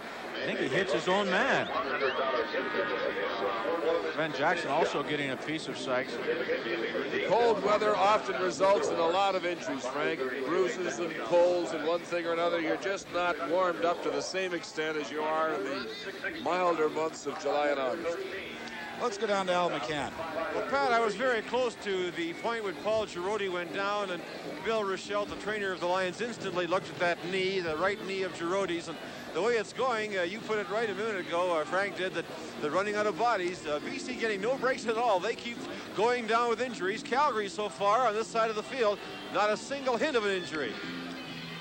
Well, Doug Seymour has come into the ball game. Let's see where he lines up. Generally speaking, he's a defensive lineman, but with Girardi out of there, they don't have another linebacker left because John Beaton went down earlier in the ball game. Now Girardi is out. Seymour has been pressed into the linebacking service before, Pat, but it's been last year since he's played that position. 2nd and 2 for the Stampeders at the BC 45.5. The give is to Sykes, who gets outside. And Sykes has a first down into the BC 34-yard line, forced out by Doug Carlson, 28. The Lions have moved into what it appeared to me to be almost a 52 defense, Frank, but they didn't get the containment from their inside safety, and Sykes has that very quick acceleration to the outside. If he has an opening, he'll take it. Good move at the line of scrimmage by Sykes, just slipping more or less to the outside, picking up the first down easily. We've got 9 minutes, 25 seconds left to play in this first half. Calgary leading 3-1 and threatening once again with a first down at the BC 34-yard line. Johnson fires. The catch is made by Calvin Kirk. Another first down into the 18-yard line. Joe Forqueen, number 14, there to wrap him up, but not before the 17-yard gain. Just look at the excellent protection that the Calgary Stampeder offensive line does. There's basically only 3 people coming here. Louis Richardson doesn't get any penetration at all from the left defensive end spot. Look at what great protection that is by the Stampeder offense. No secondary can protect for that long. BC Lions don't have a first down in the ball game. Calgary's moved up and down the field. Johnson throws. The catch is made by Armstead. He'll have another first down in around the 7-yard line. Number 16, Devon Ford, was there to make the tackle. A couple of times you've seen the coverage has been right on the receivers, but Johnson has been excellent in his accuracy. He's put the ball right into the receiver's hands. Here again, you'll see Ford in coverage on Armstead. He's right with him. The ball extremely well thrown. The receiver concentrating on the reception and being able to hold on. Mike, you're absolutely right. You can't really blame the defensive backs for those completions. They brought Glenn Jackson from that little middle linebacking spot that time, too. Stampeders are just protecting their quarterback very, very well. 10 first downs for Calgary, none for BC. First and touchdown to go as the toss comes to Sykes. Sykes gets to about the 3-yard line. Glenn Jackson, who has played very well for the Lions this afternoon, as he has all season, was there to make the tackle. Just extremely good pursuit by Jackson coming from that middle linebacking spot, but he shouldn't have to make the tackle that wide. The story on Paul Giroux is bad. It's the medial ligament, according to Dr. Bill Thompson, the BC Lion doctor. He's afraid it may be torn. He's not sure. But Giroux will not be back in the ball game this afternoon. So the Lions are running out of linebackers, as you have stated. All right, Pat. Rob Forbes, number 6, comes into that Calgary backfield on 2nd and touchdown to go. Give us to Sykes, and he could not get outside because Joe Forqueen closed it down. I'll tell you, what a gutty defense. I'll tell you, one part of the key to that play is watch Willie Burton as he goes up, tries to help Fairbanks at the right tackle position, put a block on the BC Lions. They stack it up right there, Louis Richardson, and then Glenn Jackson forcing Jim Sykes to the outside where Joe Forqueen does the rest of the job. Good defense. Terrific, because it's not just Forqueen. Obviously, with his containment, that's so vital. But you see Jackson and those others coming from the inside to fill. There was no place for Sykes to go. I think Jackson's comments prior to the football game were very appropriate. The defense really shouldn't be blamed in circumstances like that. J.T. Hay puts it up. And it is no good. He'll get a single point out of it, but they do not get the field goal. So the BC Lions come up tough in their own end. The Calgary Stampeders lead it 4-1, and we'll be back in a moment. For generations in the tropics, they have known of the naturally soothing qualities of the coconut. Now Foamy introduces new tropical coconut shave cream, soothing and softening with the light, fresh smell of coconut. New Foamy tropical coconut shave cream is so different from what you're using now, you may never want to go back. New Foamy tropical coconut shave cream from Gillette.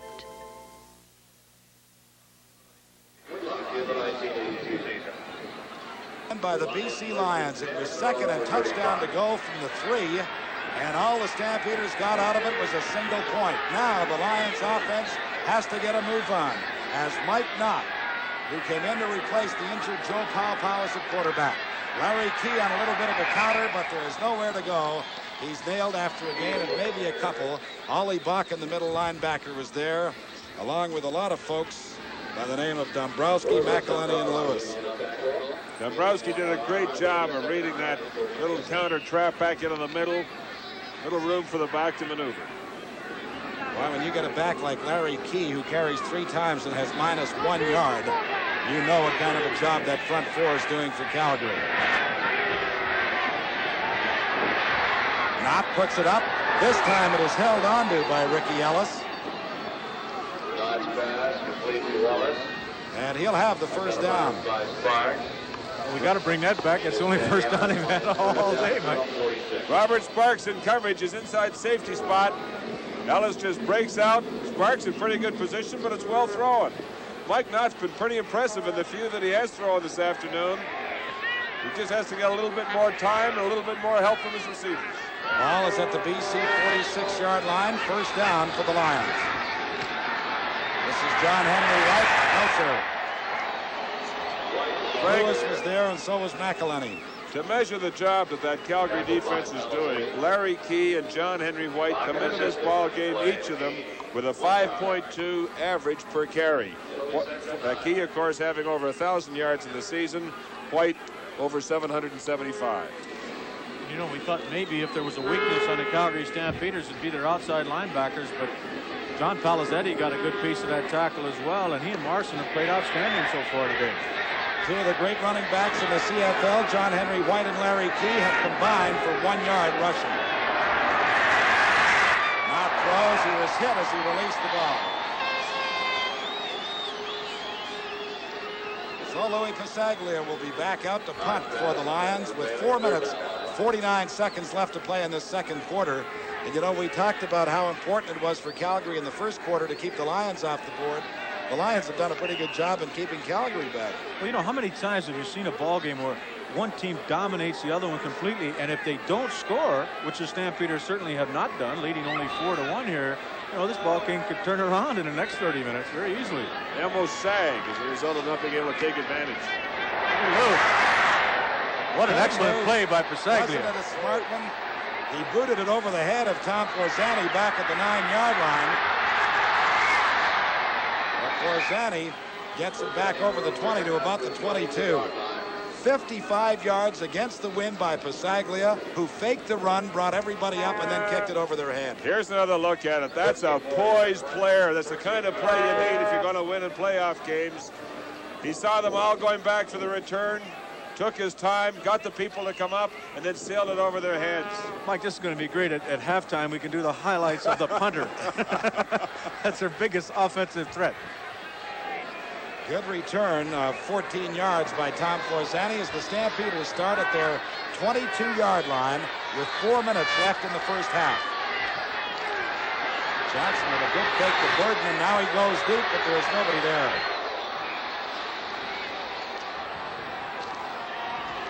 Sykes was deep and Armstead were deep, Pat, but it was miles from anybody. I thought he was looking for Willie Burden for a screen on the left side there, and it looked like Willie was open. He said, the heck with that, I'm going to throw it downfield. Johnson had complete.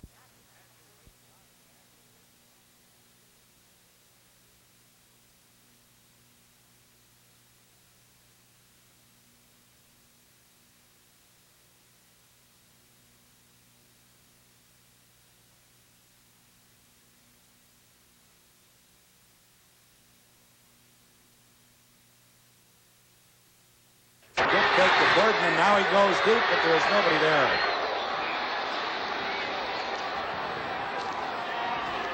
Sykes was deep and Armstead were deep, Pat, but it was miles from anybody. I thought he was looking for Willie Burden for a screen on the left side there, and it looked like Willie was open. He said, the heck with that, I'm going to throw it downfield.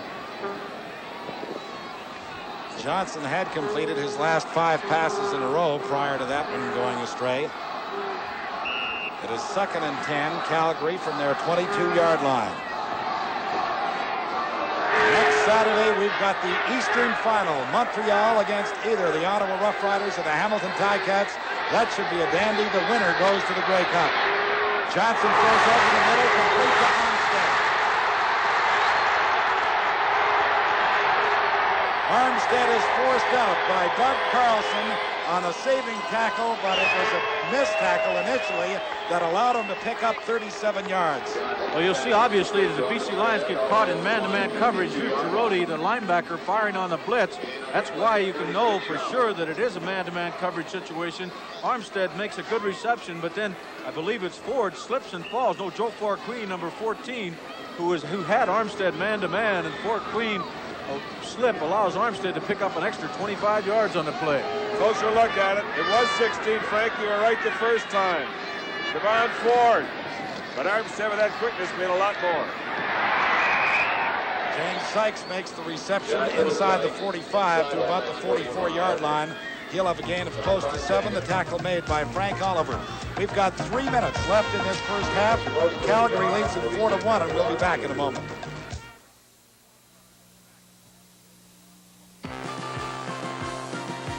Skid across the summer green, twist and turn and go in between.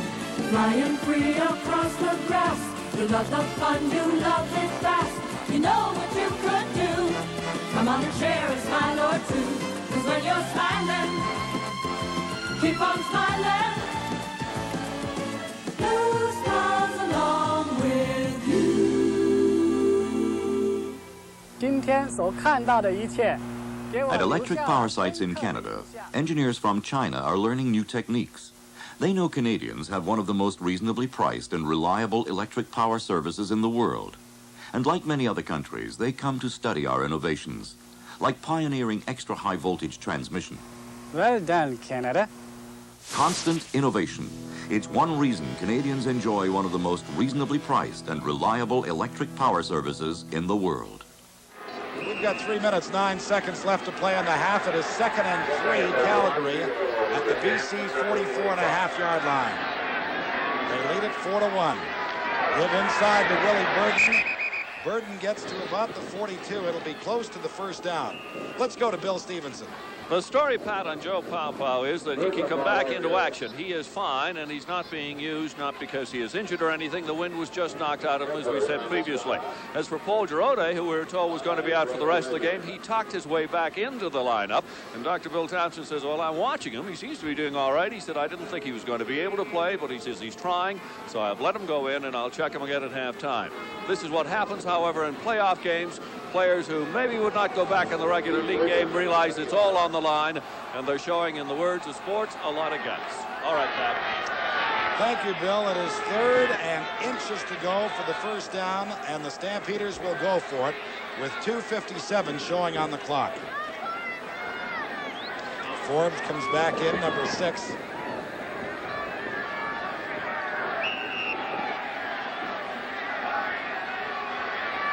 Burden 10, Sykes 11, and Forbes 6 in that backfield for the Stampeders. Johnson keeps it himself, and he'll have the first down, reaching very close to the 40-yard line. You know, you have to agree with Bill Stevenson's assessment of Paul Giroux's courage in coming back in, but not that you want to take advantage of anybody, but certainly if he has a knee injury, and particularly the type described at the bench to Bill, then there will be a weakness there, and you might expect the Calgary Stampeders to test it and see just how strong he is, meeting blocks and being able to shed them and get into the play. Well, I'm not going to say that Giroux isn't the brightest guy around. Let's just say he was the heavyweight champ in the University of California in college. Maybe he doesn't know what pain means. First down, Stampeders. Johnson, it is picked off. Devon Ford. There is a flag down, Pat. Flag is down on the defensive backfield. Let's wait and see what it's about. Stampeders seem exuberant, so it could be a pass interference call. Miles Garrell is very happy. Rough play.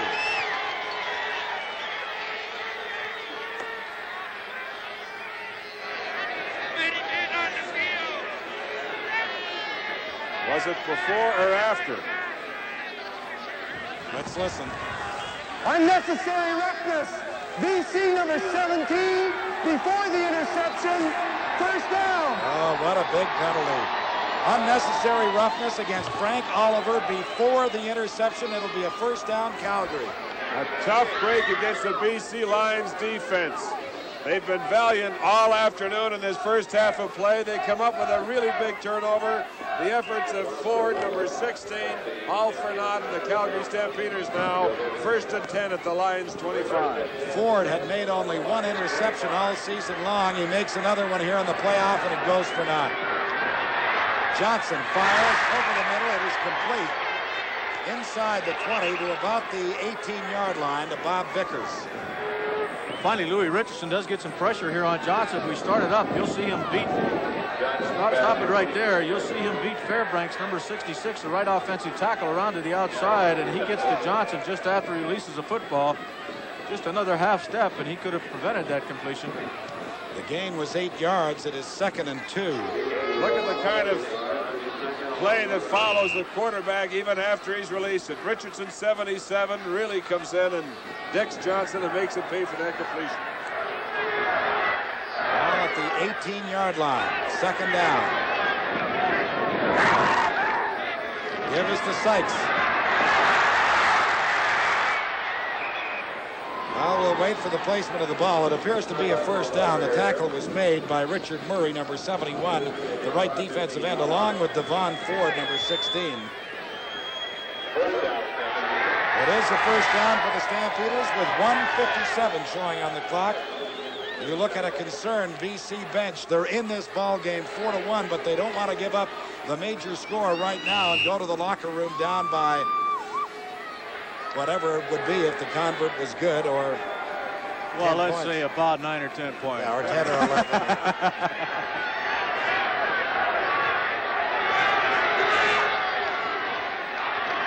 Johnson fires. Vickers could not hang on.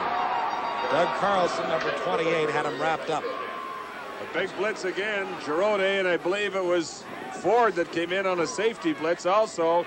A lot of heat on Johnson. It appeared to me as if that ball was thrown a little behind the receiver. That's good man coverage when you see the safety like that. Doug Carlson come up. You know he's got the tight end on that man-to-man coverage, and he was right with him.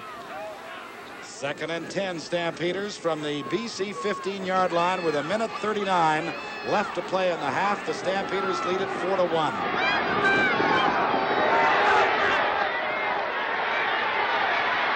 Johnson fires, but he underthrew the intended receiver. Willie Armstead was there. The ball was not.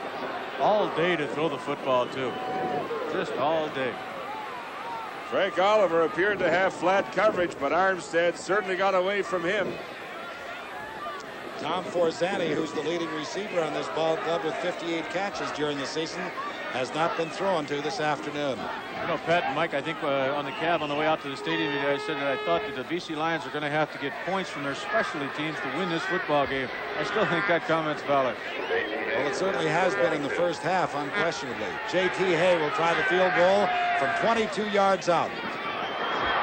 And again, it is wide, and they'll only get a single point. Well, you can tell that this crowd of more than 34,000 is a little bit displeased at that, but the wind is a definite factor. There's no question about it. Let's not make excuses for anybody because they were both fairly short field goals, but let's also take into consideration that the wind is a factor. And well, I missed a few greens with 9 irons, too.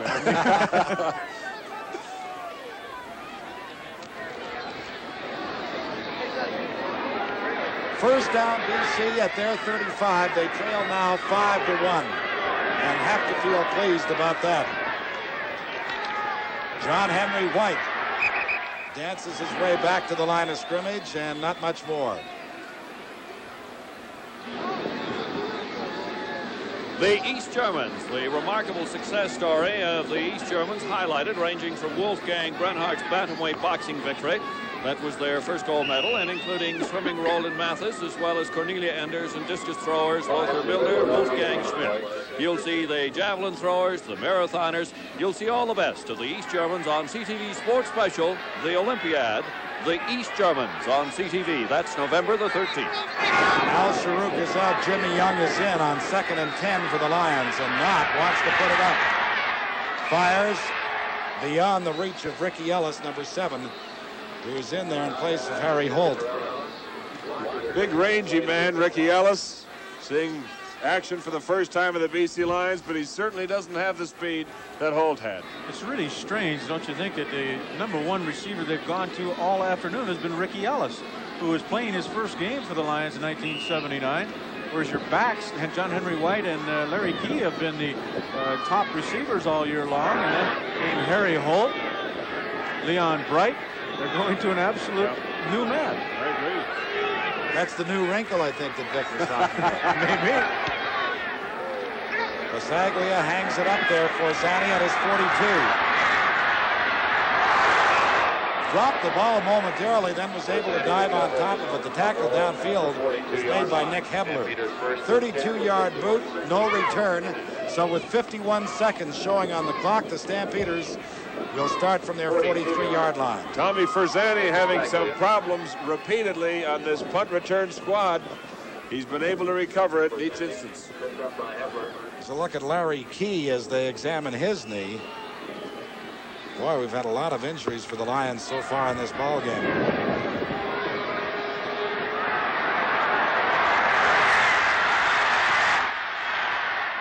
Johnson fired in the area of Calvin Kirk, running for his life.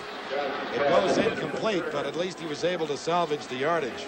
I think, Mike, it's safe to say that Murray has easily been the best of the front four as a defensive lineman in terms of the pass rush so far this afternoon. It has not been a great pass rush, as we said to you, but he splits Kersinger and Gorell on this play and gets the initial pressure on Johnson, chasing him to the outside.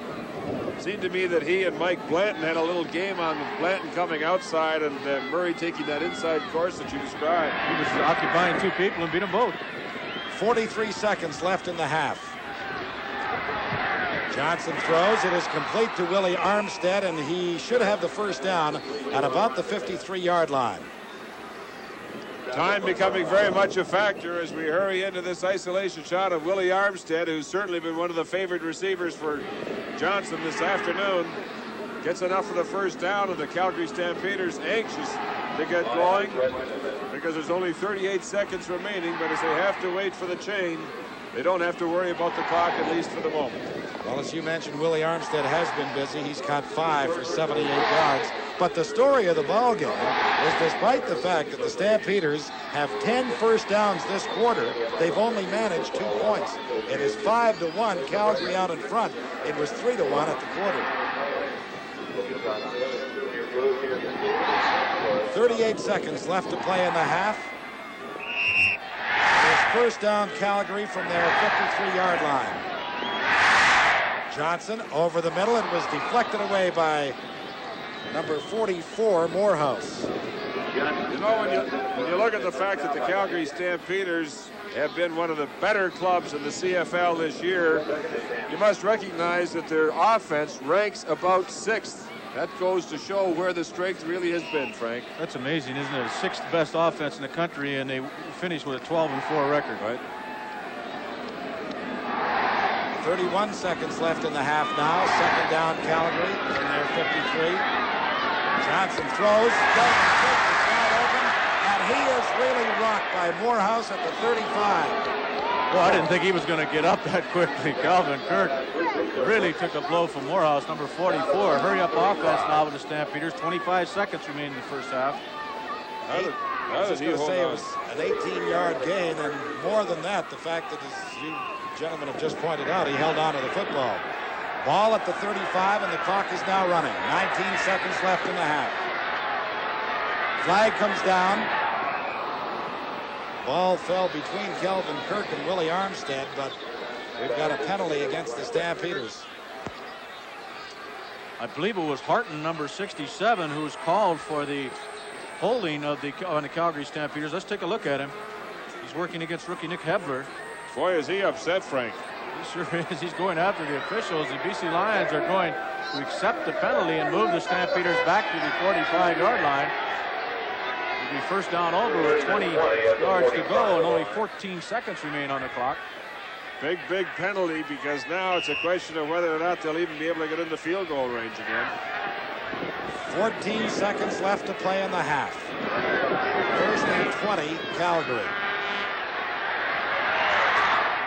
Johnson throws wide open with Forzani for his first reception with 6 seconds showing on the clock. He has a first down at about the 23-yard line. The pass was good for 22 yards as J.T. Hay now comes back out onto the field. Another look at it. Johnson given all the time in the world. Finally some heat right there, but not before Forzani got wide open just by the sideline, and now they have a chance to pick up 3. They're still on that sideline, though. The hash mark, I should say, the same one that Hayes had trouble from before. He's missed 2 that went for single points in this quarter. Flags are down all over the field. Hay is good on his field goal try. Now let's see what the flags were about. Looked like the Lions jumped off unless they were pulled offside. Procedure call against the Stampeders.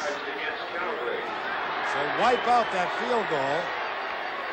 Hay will have to try it 5 yards back. Procedure call. Calgary, down repeated. I think that's not going to bother J.T. Hay. He misses 2, finally gets 1, and there's a penalty. You think he's figured out maybe it's not his day? This one will come from the 35-yard line. Kenny Johnson is the holder. It is 5-1. If Hay is good, they'll go to the locker room with a 7-point lead. And he is good. 2 for the price of 1, I guess, is the way you look at that. The Calgary Stampeders go to the locker room at halftime, leading the BC Lions 8-1. We'll be back in just a moment. Take a turn in the wind to the heights where you have never been. Let the feeling surround you. Take a while and share a smile when you're smiling. Keep on smiling. I'm in blue. Smiles along now, it's you and the blue. Well, one of the many interested observers at this afternoon's big playoff game in Calgary is the head coach of the first place Eskimos, Hugh Campbell. Coach, it looks to me like that first half, it could have been a runaway except for Louis Pasaglia. I think Louis was tremendous. His heady play there where he started to run up the middle and then made that great punt, and his punts against the wind have been excellent. The game has been much closer than it appears. Just watching it, you would think that Calgary was way ahead, but a 7-point lead is all they have. BC can't get anything going offensive, though, Coach. Well, they've had some problems. In fairness to BC, they took some knocks early, personnel-wise, and they're hanging in there very well, which is a credit to Vic and to the BC Lions, the way that team can hang in there. I think that they just have, I might be wrong, but I think they just have about one first down. And to have that much pressure on your defense, I know I've seen Glenn Jackson playing really well, and I'm sure they're all just playing their hearts out. Are you pretty healthy for next week, Coach? I think so, Al. Pretty good. You know, Donnie Warrington's so important to us. I hate to say that and not mention him because his injury has really changed our offense quite a bit, and we miss him. Hugh, thank you very much. Good luck next week. Thanks, Al. This, of course, is just the first of the many playoff games. We have Saturday, November the 17th. Today, then the Eastern Final, of course, Hamilton playing in Ottawa, Hamilton or Ottawa at Montreal. Boy, all sorts of great games.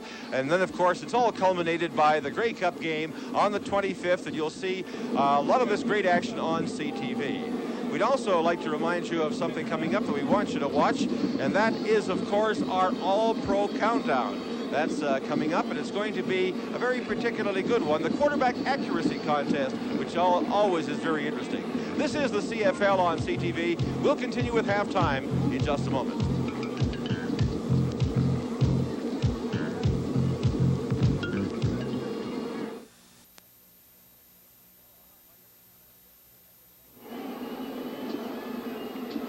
Doggone it, Mike, I think we're going to have to get you a hat.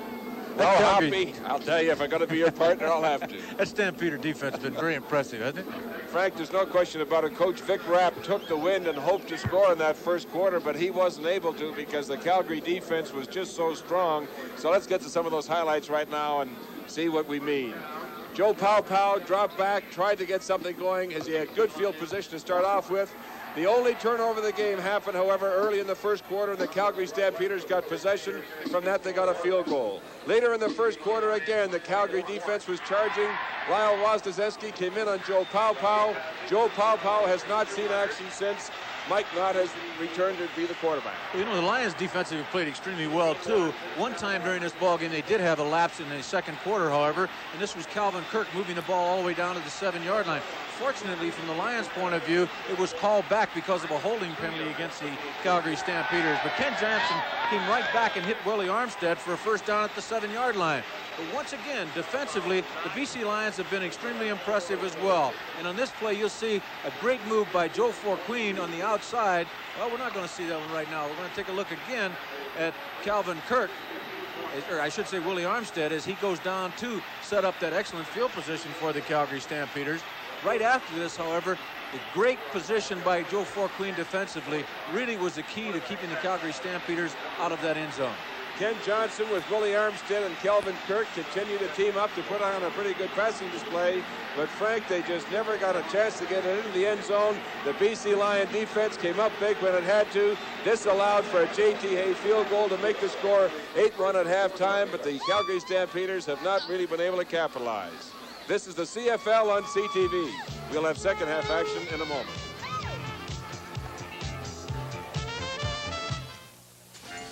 Okay, we're going to check out the different jobs we do at Canadian Pacific. You got that? Okay.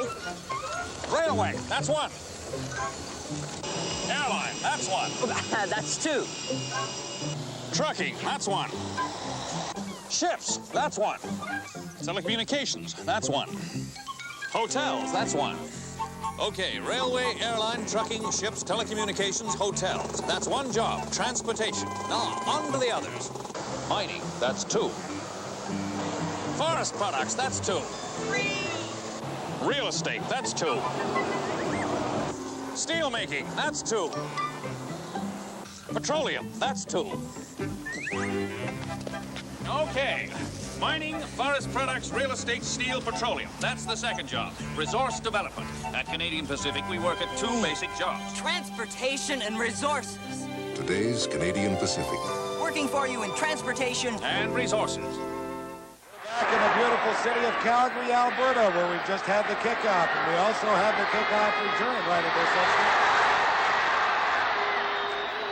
As Robert Sparks fights his way toward the 25-yard line, and he may have reached it. Well, we say hello to all our friends south of the border who are watching coast to coast in the United States. Let me explain what's going on here. This is the sudden death Western Conference semifinal in the Canadian Football League. The Calgary Stampeders and the British Columbia Lions.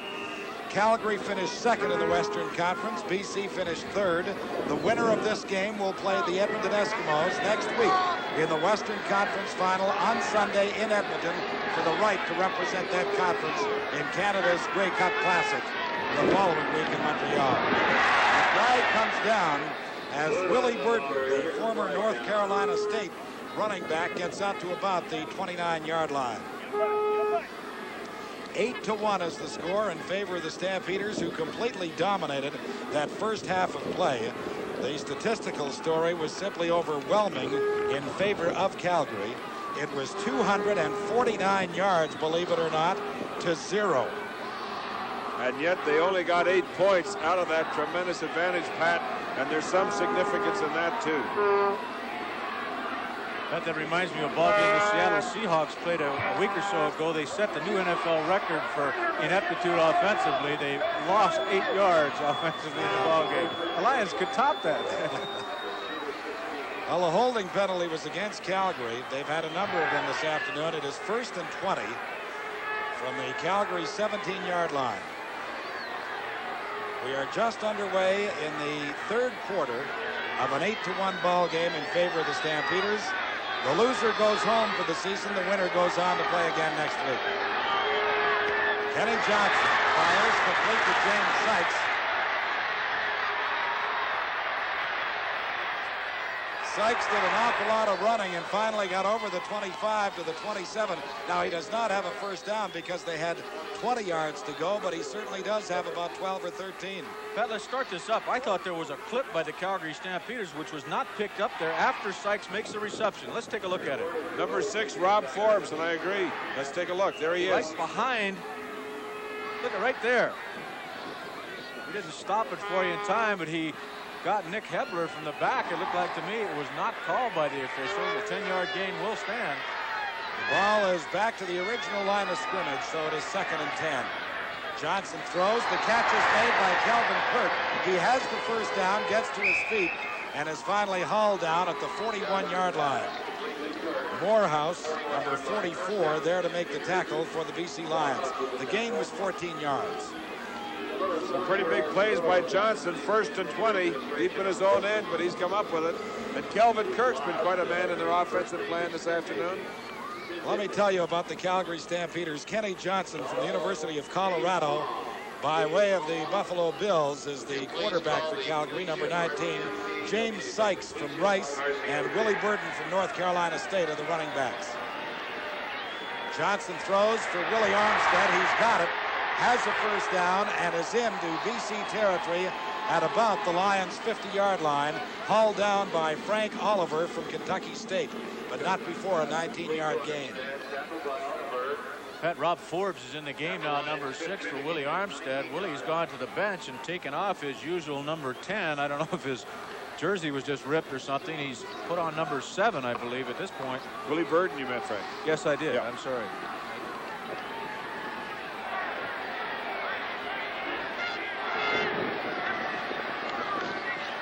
Johnson on first down, going deep. Touchdown, Willie Armstead.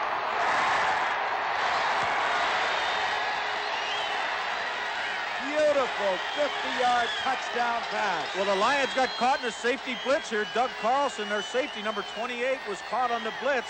The offensive left tackle, Miles Gurrell, picks him up. You'll see it come into the screen just a little bit later here. You obviously have man-to-man coverage, and it looked like Frank Oliver was the one that Willie Armstead beat. Oliver, number 17, an excellent throw from Kenny Johnson. The big play that they've been looking for. They got the ball in the wind early in the third quarter, and they've enlarged their lead. It's going to be pretty tough now, Pat, for the Lions to try to come back from that without some very big play giving them some boost. Well, there's no doubt that BC has to get some offense.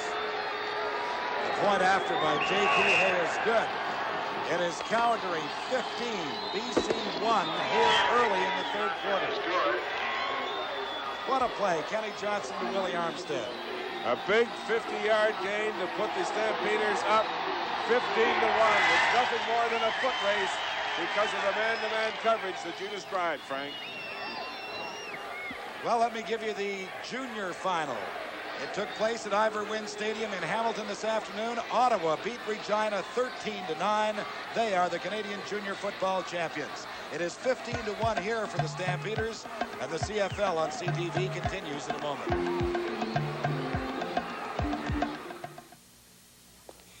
At Canadian Pacific, we often find that people look at us differently than we do ourselves. For instance, they may look at us something like this.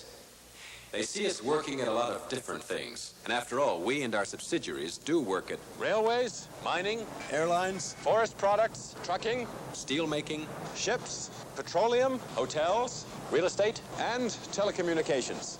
But there's a much simpler way of looking at us at Canadian Pacific. And we look something like this. One part of us works in transportation. That's right. Our transportation systems are some of the most sophisticated and complete in the world. The other part of us works at the development of various much-needed resources. Transportation and resources. When you look at us this way at Canadian Pacific, we're not so hard to get to know. Today's Canadian Pacific. Working for you in transportation and resources. Willie Armstead's had a big game this afternoon for the Calgary Stampeders. He's caught 7 for 147 and a touchdown. This is Larry Key with the handoff to Leon Bright. Bright, the Florida State grad, gets to the 20-yard line, but there was good coverage by the Stampeders. That 65-yard kickoff was returned only 20 yards. So now the BC Lions, who need some offense desperately, will take over at that point. They trail 15-1. As we begin their opening series here in this third quarter, as Joe Powell comes back into quarterback that BC Lions offense. Powell from Long Beach State was injured in the first quarter of play.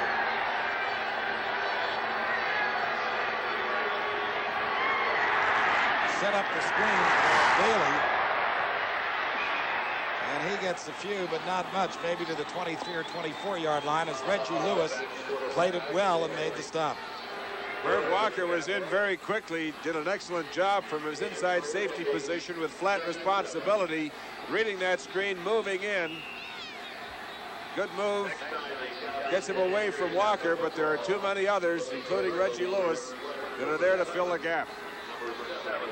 Gain was just a couple of yards, so make it 2nd and 8. As Ricky Ellis, number 7, leaves. He's a rookie from Cal State. Powell throws, no good. Al Sharuk was there, but the ball was not. Lions are complaining about pass interference in the Calgary Stampeder defensive backfield, but I guess they're trying to get a first down any way they can, maybe trying to talk the refs out of one. They haven't done much offensively all day. Well, in case you've just joined us, the wind is a definite factor here at McMahon Stadium this afternoon. It's blowing into the face right now of the BC Lion punter, Louis Pasaglia. You can see his average this afternoon, 53.1 yards. He's done an amazing job kicking into this wind. Ooh, that one was partially blocked. It was taken on the dead run. Touchdown for Ray Odoms. Oh, that's giving up the easy one. The Calgary Stampeders really learned something in that first half. They knew that they had to get some sort of pressure on Lou Pasaglia because he hurt them badly in the first 30 minutes, and they certainly got the pressure there. It looked like Bob Cochelle made the block, number 8. Cochelle and Dombrowski both were in, I think, Frank. Dombrowski may have been the one that hit it, number 62. I think you're right, Mike. And then Ray Odoms, of course, ever alert, great speed, takes it in from there as the roof begins to cave in on the Lions. I think this might deteriorate into a rout now. Time for your song, I think. Oh, it is. Oh, no, that's Meredith. Meredith does that. The point after by J.T. Hay is good. Now let's take a look one more time. It is 22-1 in favor of the Calgary Stampeders. Louis Passaglia, who's done such an outstanding job all season and throughout this game, was faced with a big rush by the Stampeders, and they enlarged their lead. I don't know what you really win in this semifinal game anyway. The team that wins this football game's got to go up to Edmonton and Commonwealth Stadium and play the highest scoring team in the history of the CFL, the Eskimos, next week. Well, won't that be a good matchup? Should it be the Stampeders, Frank? The highest scoring against one of the strongest defenses. And just a reminder that we'll have the Eastern Conference Final for you next Saturday, 2 o'clock Eastern Time, with playoff preview a half hour before that. The Montreal Alouettes against either the Ottawa Rough Riders or the Hamilton Ticats. Boy, that should be a dandy, too. J.T. Hay with the kickoff. He sends it deep. Bright is 5 yards deep in his end zone. It's out over the 20 to about the 23 as the flag comes down. You'll likely get a piling on penalty against the Stampeders. A 70-yard kickoff, a 28-yard return as Rob Koshel, number 8, is down to make the tackle. Unnecessary roughness against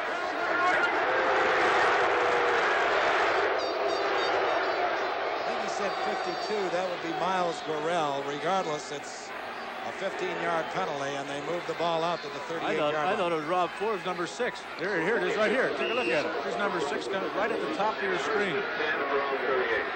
That's the guy that should have been called. First down, Lions. They need a mass of points. Catch is made by Ellis, and he's forced out immediately by Robert Sparks at about the 46-yard line. He'll be short of the first down as we go to Bill Stevenson.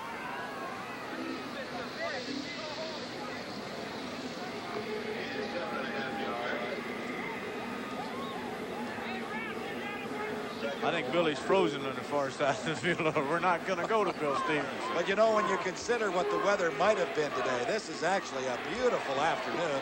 Sun is shining brightly. It's a little chilly. The temperature about 3 or 4 degrees. It is 2nd and 2, BC at their 45.5. This is John Henry White has the first down over the 50 to about the 51-yard line. Al Burleson, number 27, makes the tackle. This is one time a great penetration by Ed McElhenney actually hurts him here. Watch him. He's number 64. He's working against John Blaine, 68, the left offensive guard of Lions. Watkins actually just gets a little piece of him, the left tackle. Big penetration by McElhenney allows the Lions to pick up their first down on the ground, I believe, in the entire afternoon. But you know, he's so effective with that aggressive pass rush. The fact that you give up a few yards now and again, you don't want to take that away from him, Frank. Only the second first down of the ball game for the Lions. They have it at the 52-yard line. Powell going deep for Al Sharuk, cannot get it. Well, he's getting a little more time to throw the football now anyway. Joe looks no worse for the wear for that big hit by Lyle Wozniacki in the first quarter of this ball game. You know, with the lead that the Stampeders have now built up, there could be a bit of a sag in their defensive line, beginning to feel that they've got the game well in hand. And if they begin to feel that way, that could be dangerous because the Lions do have great speed. They have not been able to connect, obviously, offensively, but they do have the big speed and can score quickly. If you're wondering what that was in Joe Powell's hand, it's a hand warmer. This is not his kind of weather. Powell delivers and is very nearly picked off by Robert Sparks. Well, he thought he had 6 in that. I think he's absolutely right, too, and he's a little bit upset that he dropped it. Watch how easy a catch it should have been.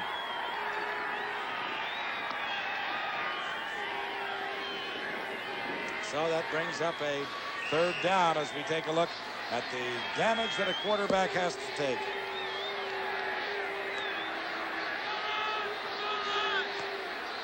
(22-1) Calgary over BC with 8 minutes left to play in the 3rd quarter.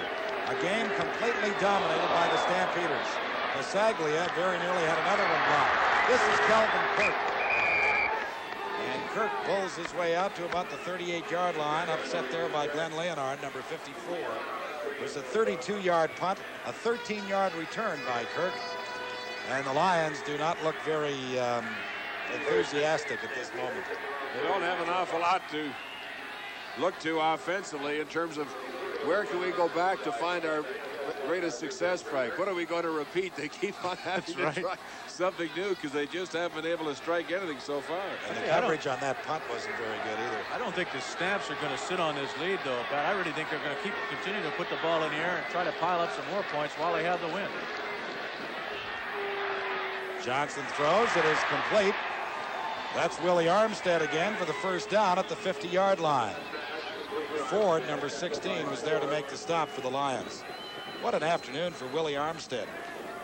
That's a total of 8 receptions now for 158 yards and 1 touchdown. Well, with the exception of that one 50-yard bomb, when they scored it early in the third quarter, basically Ken Johnson has just gone to those short intermediate zones.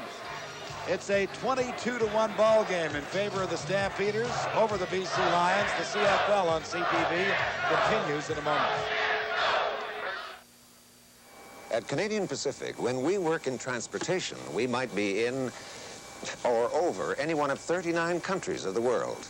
And when we work in resource development, we might be in or under any one of 25 countries of the world. Altogether, at Canadian Pacific, we're over or in or under 44 countries around the world. And sometimes we're even in between. Today's Canadian Pacific. Working worldwide in transportation and resources.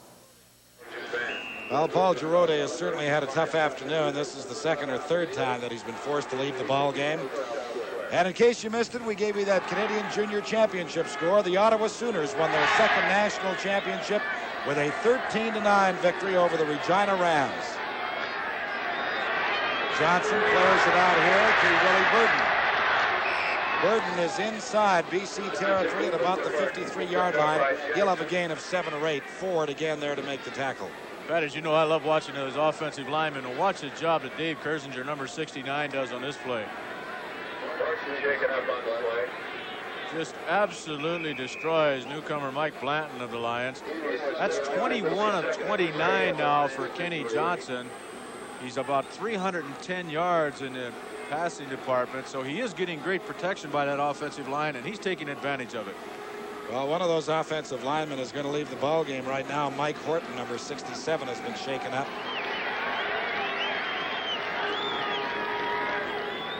Tom Forzani and Calvin Kirk also come out as Jack Goda puts in his short yardage offense.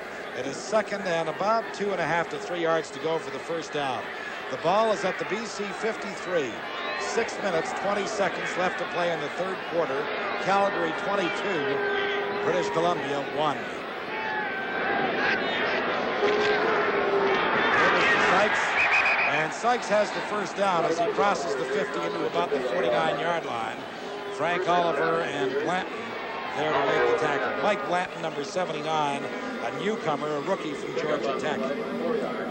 This Lions defense really, I think you have to say, has played well considering the amount they've been on the field time and time again. They've had to come in and defend from very tough positions, but injuries, as we look at the Lions bench, have been a big factor as their 2 starting outside linebackers have had to leave the game. First down for the Stampeders. Johnson throws. Armstead makes the catch. Down to the 25-yard line. He made the catch 3 times. When it's going right for you, it really goes well, doesn't it? Pat, is he the same one and in the first half made a double catch? I think this one's a triple. Watch it. 1, 2, 3. The gain was 24 yards. It gives the Stampeders another first down at the BC 25. But you know, when you talk about these BC Lions, that's why I offered the comment early in the first quarter. Vic Rapp said, we don't have the club that we thought we were going to have. In other words, Sam Brits is out. Tom Kudab is out. Frank Landy is out. Jerry Taggy is out. I mean, they've got an awful lot of injuries. Touchdown for James Sykes. Just a follow-up, I think, by young Ron Moorhead, the linebacker on that side, number 44. Sykes is coming out of the backfield. He obviously is Morehouse's man, and he just runs right by him. An easy score for the Stampeders. This is going to be a real rout. It is now. Kenny Johnson has hit 10 passes in a row. Well, when you look at statistics at halftime being 249 yards to 0, that was the beginning of the rout. The Stampeders had not been able to put the points on the board. That was the only difference. But in this third quarter, it's turned completely around, and now they're mounting the score. Well, this will be 21 points in this quarter if J.T. Hayes' point after is good, and it is.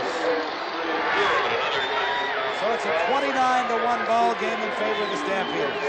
James Sykes against Morehouse, and it was no contest.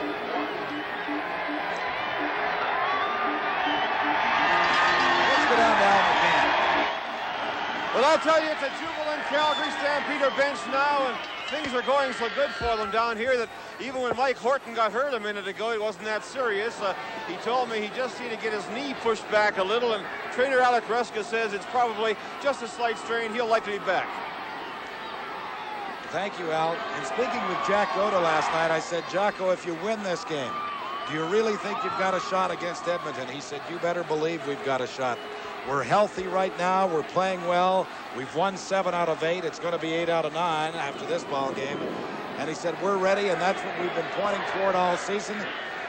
In one 60-minute football game, anything can happen, and I like our chances. Well, we're going to find out, because that'll be next Sunday in Edmonton. Should be a good one. Larry Key allows this ball to bounce into the end zone. Picked up by Leon Bright. And he concedes a single point. Well, of course, the Lions are completely deflated right now. They're trailing by 29 points, 30-1, with 4 minutes and 45 seconds left to play in the third quarter. Ball will come out to the 35-yard line after that single point. And the Lions, with Joe Paopao at quarterback, will start from there. A very easy touchdown for the Stampeders as Kenny Johnson picked out James Sykes, and there was just nobody between him and the goal line.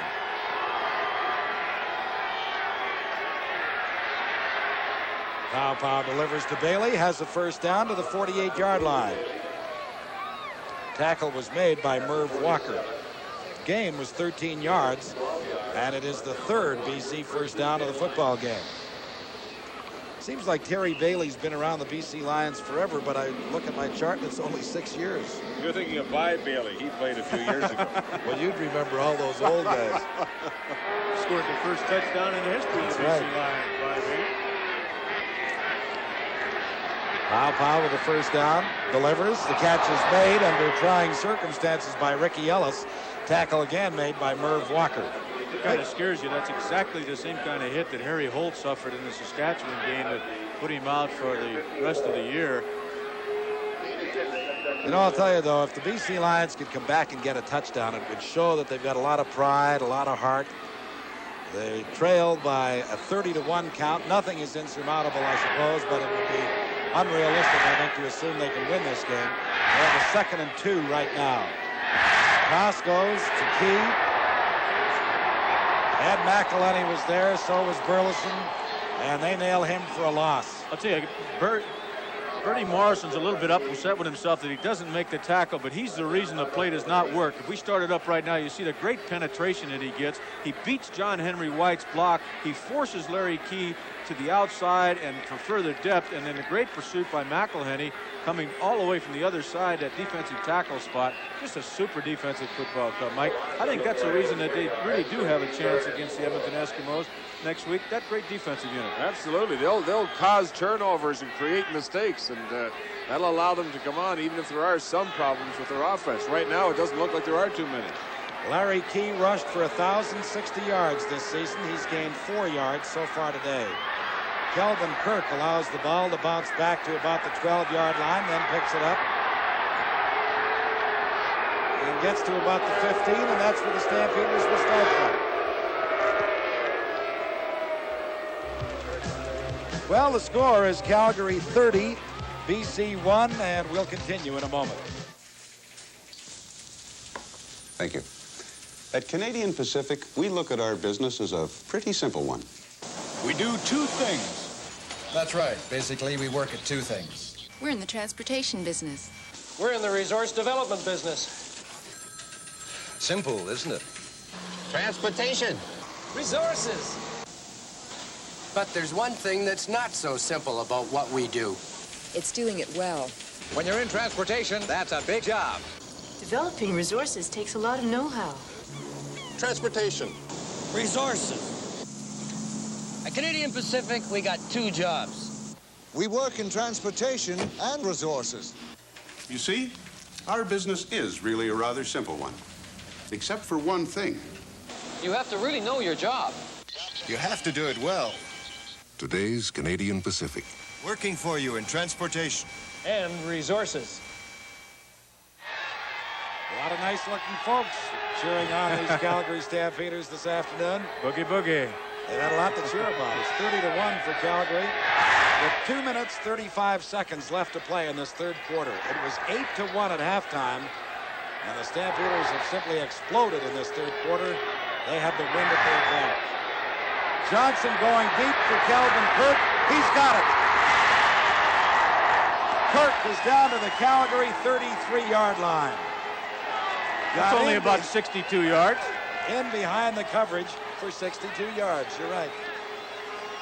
I believe that was Ken Hinton, Frank. I'm not certain it was in coverage, but Ken Johnson has served notice on the Edmonton Eskimos that we can go deep because he has twice in this third quarter. Calvin Kirk is the injured ball player as we go down to Bill Stevenson. I've got Jerry Taggy with me. Jerry is the injured quarterback of the BC Lions. It's a tough spot to be in. Well, I speak now not just of you, but of the Lions, Jerry. Yes, it is. They beat us pretty good in the offensive and defensive lines, and offensively we couldn't generate anything and couldn't give Joe or Mike any protection, and it's really hurting us. What's the offense going to try to do now that you're down 30-1? Well, we've got absolutely nothing to lose now. We're going to have to break up formation, throw every down, and hopefully get some continuity. And if we can get a touchdown, maybe two. Respectability, maybe. Is that win bothering Joe Pow? Well, thrown into it, it's very tough. And like you say, the thing that's really bothering them is lack of pass protection because defensively, their defensive line has really controlled our offensive line. Thank you very much, Jerry Taggy. Thank you. Jerry Taggy, quarterback, who is injured and must undergo an operation after the season. All right, Pat. First down, Calgary from the 33. The give is to Willie Burton. And Burton gets to about the 30 for a gain of 3 yards, make it 2nd and 7. Calvin Kirk came up with that big reception. It may have been costly. He's on the sideline being attended to right now. It appears to be a leg. The nature of the injury we're not aware of. But our man on the spot is right there. That's Al McCann you're looking at. Down here with Calvin Kirk after that big catch. They're checking Kelvin's ankle on the outside of the ankle. They're going to cut the bandages off. It's probably just a sprain, but they're going to double check it now. Kelvin's in some pain. Kenny Johnson, who's hit his last 11 in a row, makes it 12. As Willie Armstead gets a first down to the 15-yard line. Glenn Jackson was there to make the tackle for the Lions. Johnson is approaching 450 yards passing today. We're going to be able to throw that little curl or hook almost all afternoon. Glenn Jackson can't cover all of the hook zones. Doug Seymour is used to being in a three-point stance, not dropping back, and they're throwing in that same area a lot. You know, Mike, they came into the ballgame wanting to throw that kind of pattern, and they started off the ballgame like that. I don't really think they're taking advantage of the fact that the Lions have had injuries. That was their game plan all along. Bob Lubick is in at the right offensive guard spot in place of the injured Mike Horton for Calgary, as the Stampeders are now called on a time count violation. Too long putting the ball into play. That comes with just 34 seconds left to play in this third quarter. Time count violation. Calgary, down repeated. So they lose the 5 yards, repeat the down. The ball is back to the 20-yard line. 1st and 15, Calgary. They are out in front 30-1 and appear on their way to the Western Conference Final against the Edmonton Eskimos.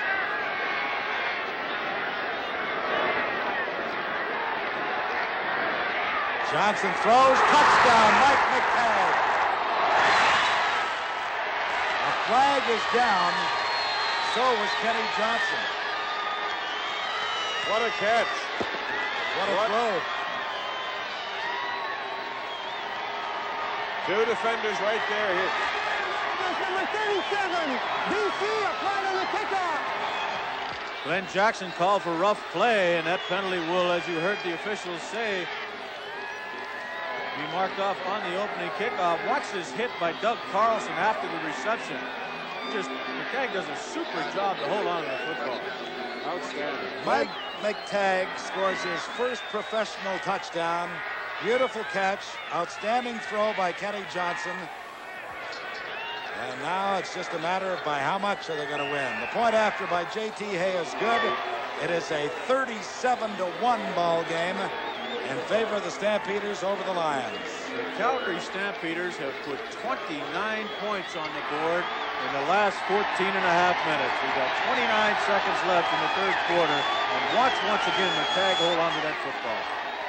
He actually beat Joe Forqueen on the play.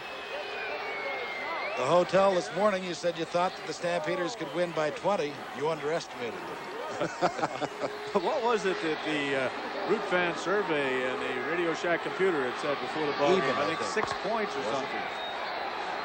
I think we're going to go back and recompute that. 37-1. That's the score in favor of the Stampeders. The penalty against Glenn Jackson for rough play is tacked on now. So J.T. Hay will tee it up at the 50-yard line of the Lions. And if he wants to, he can probably kick this one all the way downtown. You know, the first game I ever played in this stadium, Pat, we were tied on the last play of the game, and Charlie Shepard, our punter, actually kicked the ball right out of the ballpark. I think you're right. I think McTagg could do it right here on the kickoff. Ray Odoms is going to have to hold it because the ball keeps blowing off the tee. J.T. Hay, I'm sorry. We said McTagg. Yeah. McTagg has kicked field goals in his day, but J.T. Hay handles that responsibility for the Stampeders. It's a short one. They were trying, actually, for the onside kick. This is the newcomer, number 7, Ricky Ellis. And Ellis gets it back to about the 36 or 37-yard line. Just a 25-yard kickoff by Hay, an 11-yard return by Ellis. And if they were going for the onside kick, it's not a very nice thing to do when you're leading 37-1. You know what, Pat? I was just wondering about the strategy of that. They've lumped it on the Lions pretty well so far, and I know that sometimes when you're in playoffs, you want to get your team with the great momentum, and you want to have them confident, especially going into Edmonton next week. But nonetheless, there's still a point where you say, all right, boys, enough's enough.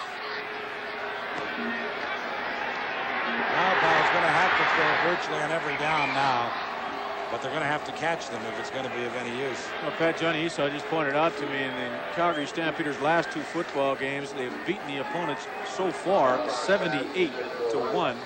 Or 78-8. They beat the Saskatchewan Roughriders, of course, 41-8.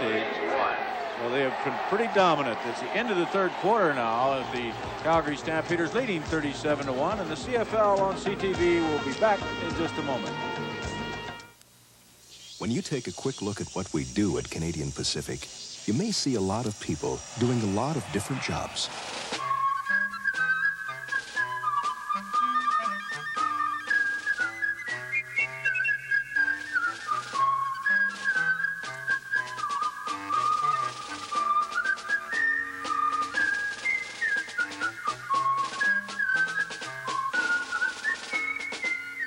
But when you take a second look, it all comes down to 2 things: resource development and transportation.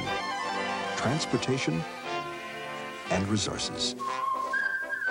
At Canadian Pacific, we think a quick look at what we do is fine, but we hope you'll think we're worth a second look, because we believe transportation and resources are important to every one of us. Today's Canadian Pacific. Working for you in transportation? And resources. One of the Royal Bank's most successful customers is in the newspaper business. She doesn't own them, she delivers them. For 3 years, 13-year-old Liz Hengen has been delivering the daily paper to the people in Windthorst, Saskatchewan. The Royal Bank sees Liz regularly, but at the bank, she's not just delivering, she's collecting interest on over $1,000 in her savings account. Adding to your success is what the Royal Bank is here for. After all, when you succeed, we succeed. We're back at McMahon Stadium in Calgary. Joe Paopao was looking for a first down on this pass, doesn't get it. Tried to roll right. He had Ricky Ellis split to the top of your screen.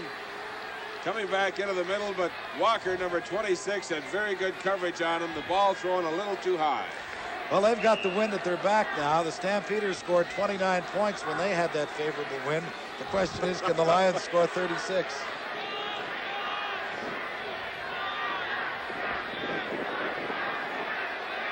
It's 3rd and 10. Louis Pasaglia will be punting. You saw them working on Calvin Kirk's knee. Now, this one is in orbit. I mean, it's into the end zone. It looked like it was going to go right out of the park. A tremendous punt by Louis That kick's Pasaglia. only about 93, 94 yards, that's all. 89 yards. 89 yards. That's the highlight of BC Lions this afternoon, unfortunately. Lou Pasaglia has been the only bright spot. The beginning of the 29 points. That's right. Let's go to Al McCann. Well, the injury to Kelvin Kirk is about the only dampening thing on an otherwise great Calgary afternoon. His ankle is sprained, and it's a little worse probably they first feared. They put ice on it now. Kelvin won't play anymore today. Alec Reska says hopefully he'll be able to play next week in Edmonton. Thank you, Al. That single point, 89 yards by Louis Pasaglia, makes it a 37-2 count. And this is Forbes as he makes his first carry of the ball game to about the 38. A flag came down on the play. Let's wait and see what it's about. It's like a holding call against the Stamps. Rob Forbes is a Canadian running back. Holding. Calgary number 56. Down repeated. Tom Krebs, the offensive center, was called for holding. I was going to tell you about Rob Forbes. Rob Forbes. He's a Canadian boy who was at the camp of the New England Patriots and apparently played very, very well. Ended up coming back to Calgary. And they just think he's going to be a great one in years to come. Again, this is Forbes. And he's forced out at about the 33-yard line. He'll be short of the first down. Frank Oliver was there to make the stop. Well, newcomer Mike Blanton, who played in only his second game for the BC Lions, just gets caught up in here by Bob Lubick, number 54. That's who they go by. Blanton is just tied up by Lubick. Got good penetration, but back went right by him, and he didn't even see it. Good run by Forbes. Morehouse had a little trouble getting rid of his block, too. He wasn't filling very much for a linebacker. Got another BC Lion injury. It's Seymour, number 61. Seymour's had a real problem. He's been out for a couple of weeks with the Lions. An injury just above his Achilles on the back of his leg, and it's been extremely painful. Nothing but rest has helped it. He's been called into service today because of all of the other injuries to the Lions.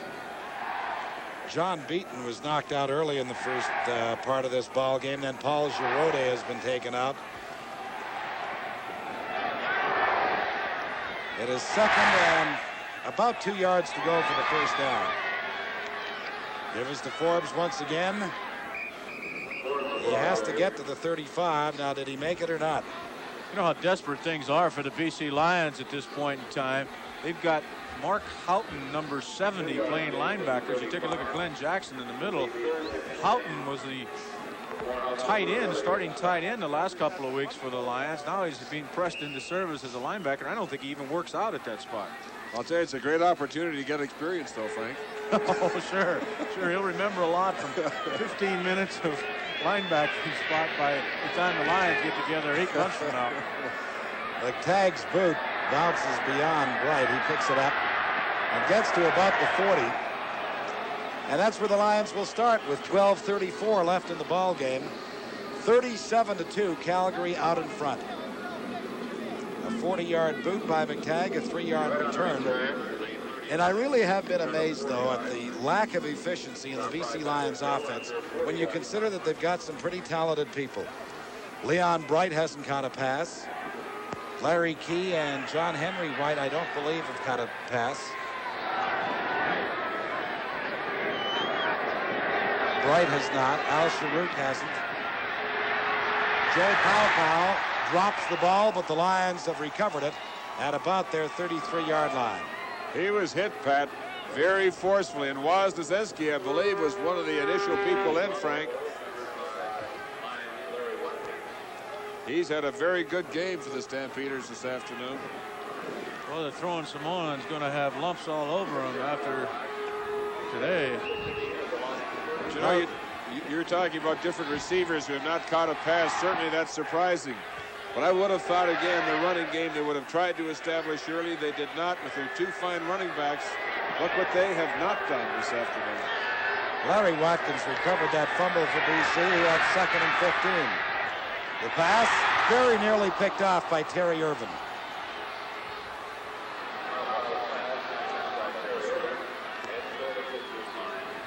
That time it was McElhenney in on Paw, and McElhenney, number 64, has had just an outstanding afternoon.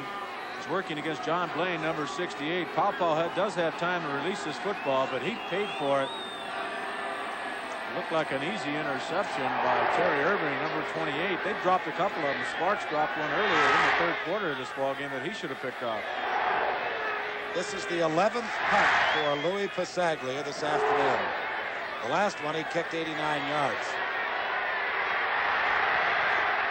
This time he throws. The pass is caught by number 70, Mark Houghton. That's a first down. Well, no point in punting the ball when you trail by 35 points, and that is the story. 37-2, Calgary out in front of BC, and we'll continue in a moment. We took your favorite full-size car, the new Chevrolet, and made it right for the 80s in Chevrolet's kind of way. The 1980 Chevrolet Caprice and Impala, new aerodynamic design, new V6 engine, and new tire technology, and the best fuel efficiency estimates ever in a full-size Chevrolet. Right for the 80s, right for you. Right for the 80s, it's a new Chevrolet. At General Motors, we're committed to leadership in fuel efficiency. Make a pass by, make it last by. Catch the wind that's sweeping low. Skim the surf, the rest below. Swing around, and back you go. Make a pass, make it last. Almost time to let go. Take the time, share a blue. Take a while, share a smile. 'Cause when you're smiling. You know, called by many people the best athlete on the entire roster of the BC Lions, Luke Pasaglia, and he just dumps the ball over to Mark Houghton and makes a good catch. First down for BC. Listen to this statistic. 515 yards offense for Calgary, 33 for BC. Paw throws. Al Sharuk tried to make a diving catch down around the 30, but was unable to come up with the ball. But, you know, it's got to be a tremendous disappointment for the Lions, who had really a very, very good season. As you look at the three-quarter statistics, 515 to 33. Look at that passing yardage. 456 on 26 completions out of 34 attempts for Kenny Johnson, and that really is the story of the ball game. But I was going to say, Riggs, you see them so often. The Lions had a good year. They won 9 ball games, lost only 6, tied 1. What a way to go out. It's certainly been too bad, and the whole last month has been a disappointment for the Lions. At one point, they were 9-2-1 and very much in the contention for first place. We haven't seen this very much this afternoon, where they swing Larry Key out of there, throw him the football, and maybe that's why, because Calgary was all over him, and they contained him to a gain of about 2 yards. You talk about their performance over the season, Frank. Defensively, as we look at yet another injured player, this time of the Stampeders, Ken Dombrowski, who's been a big factor in their defensive success. But to get back to the Lions and some of the astounding figures that Pat was just pointing out, the Lions were not a bad defensive football team. They ranked 5th in the Canadian Football League this year, which is not great. That was never their strength, but it's respectable. But this afternoon, they've been on the field throughout, and when that happens to you, you're going to have an awful lot of things go against you. Well, I think we pointed out at halftime during the highlights that the Lions really played very well defensively in the first half. They were on the field, as you say, the whole time. They didn't give up a touchdown. They had numerous opportunities for field goals against them, but it was because of field position. So, you know, they really have fallen apart now in the third quarter, however, because of that, being on the field just too much. Guess who's got the football? Reggie Lewis and the Calgary Stampeders. Well, you have to feel sorry for Joe Pawpaw and the beating he's taken. Once again, it's Lyle Wozniacki beating Jim Lohman, I should say, 55, the right offensive tackle. Very reminiscent of the first quarter when Wozniacki sacked the young quarterback of the Lions twice and put him out of the ball game. Well, you know, we were talking about the great yardage that Kenny Johnson has piled up, and I'm sure a lot of people were wondering if he's close to a record. Peter Young points out that Sam Etcheverry has the single game record in the CFL, 586 yards. I would doubt very much if Johnson will approach that this afternoon, because at this moment he's got 456. He needs 130, and I doubt that he'll put it up that much, will he? 2 more to Kirk, and he's got it. Yeah. That's Joe Pawpaw down on the field, hurt once again.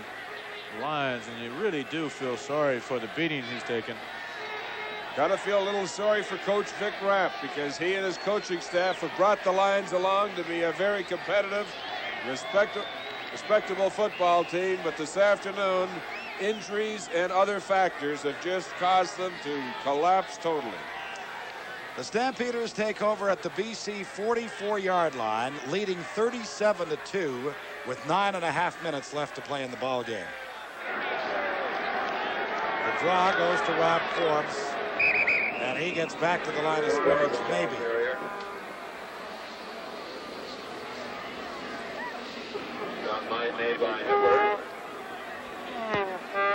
Calgary bench, of course, they have a little different feeling.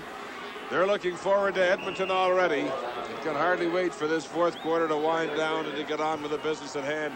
A close look and a sad look at Joe Pawpaw, who's had a very long and difficult afternoon.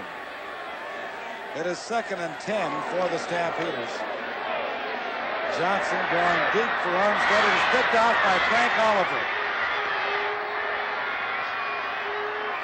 Oliver steps out of bounds at the 32-yard line, and that's where the Lions will take over. A 19-yard return of that interception by Frank Oliver. Well, that was a great prediction by you, Pat. You said they wouldn't put the ball in the air much more. And Johnson goes right back, trying to hit Willie Armstead deep, overthrows it rather badly. Oliver picks it off. You know, the Lions are so desperate. They've got young Hal Lund, who is a defensive back in at linebacker now, number 3, and I'm sure that he's never played that spot. I said they wouldn't put the ball in the air? I think you said he wouldn't get the record because he wouldn't put it up again, right? First down for the Lions. This is not a quarterback.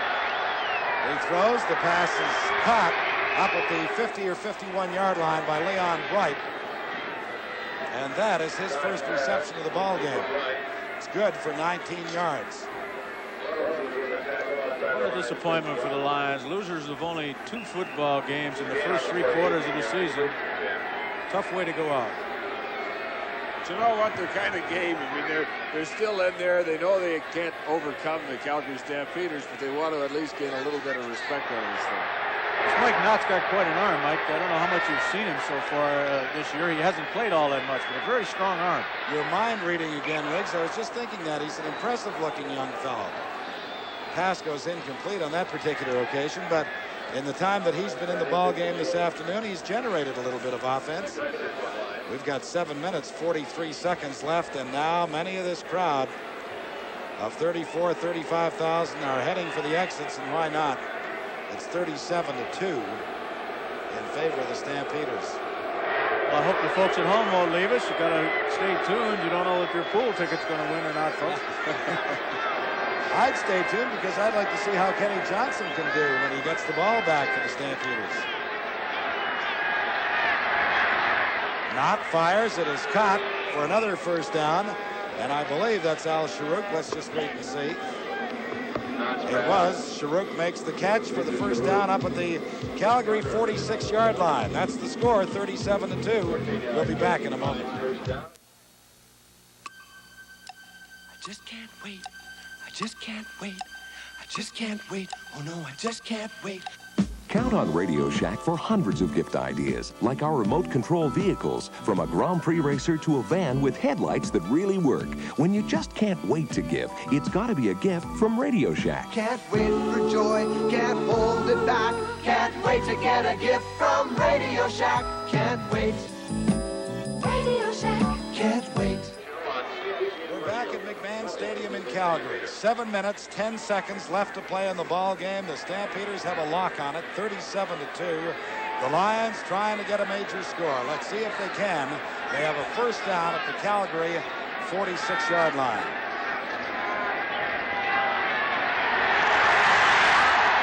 Knott goes down in the arms of Ed McElhenney, but Reggie Lewis was there. A lot of people were there. They played so well defensively all afternoon. You're absolutely right. Look at the pressure that Reggie Lewis puts on initially. He's the one that causes a sack. You now put John Blaine at the left offensive tackle, put Watkins out of the football game.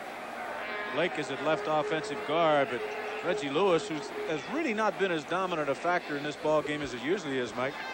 He could take a little bit more of an inside course there because he had Palizzetti coming in from the outside as the Stampeders continue to heap pressure on the BC quarterbacks. They're coming in with a blitz. They don't want to give them any life at all. The loss was 10 yards in the second and 20. Lewis is on top of Knott instantly. And I'll say this much for Reggie. He let up. He didn't try to hurt the BC quarterback, and he really could have absolutely a sportsmanlike play by Reggie Lewis, number 60. Obviously jumped off sides, but if that whistle doesn't blow, you've got to complete the play.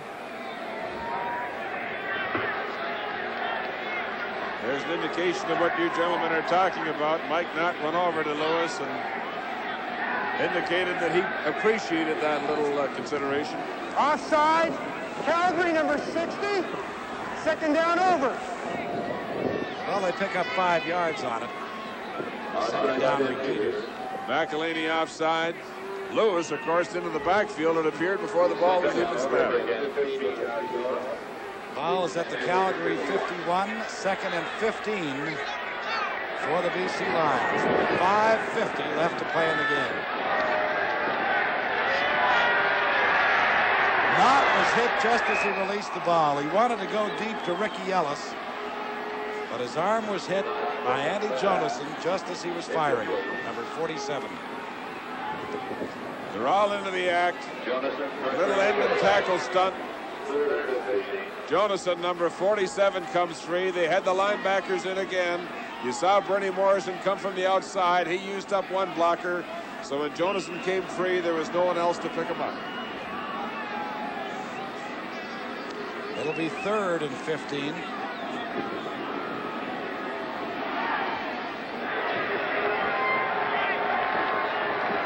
I think they should put Pasaglia in there. You're so in tune with my thoughts. I was going to say they should put their passing offense with Lou Pasaglia in there. Oh, come on, Pat. Just because I say it. Well, they're going to sort this one out. There was a procedure call against the BC Lions, so the 5 yards that they picked up on the offside, they'll give back now.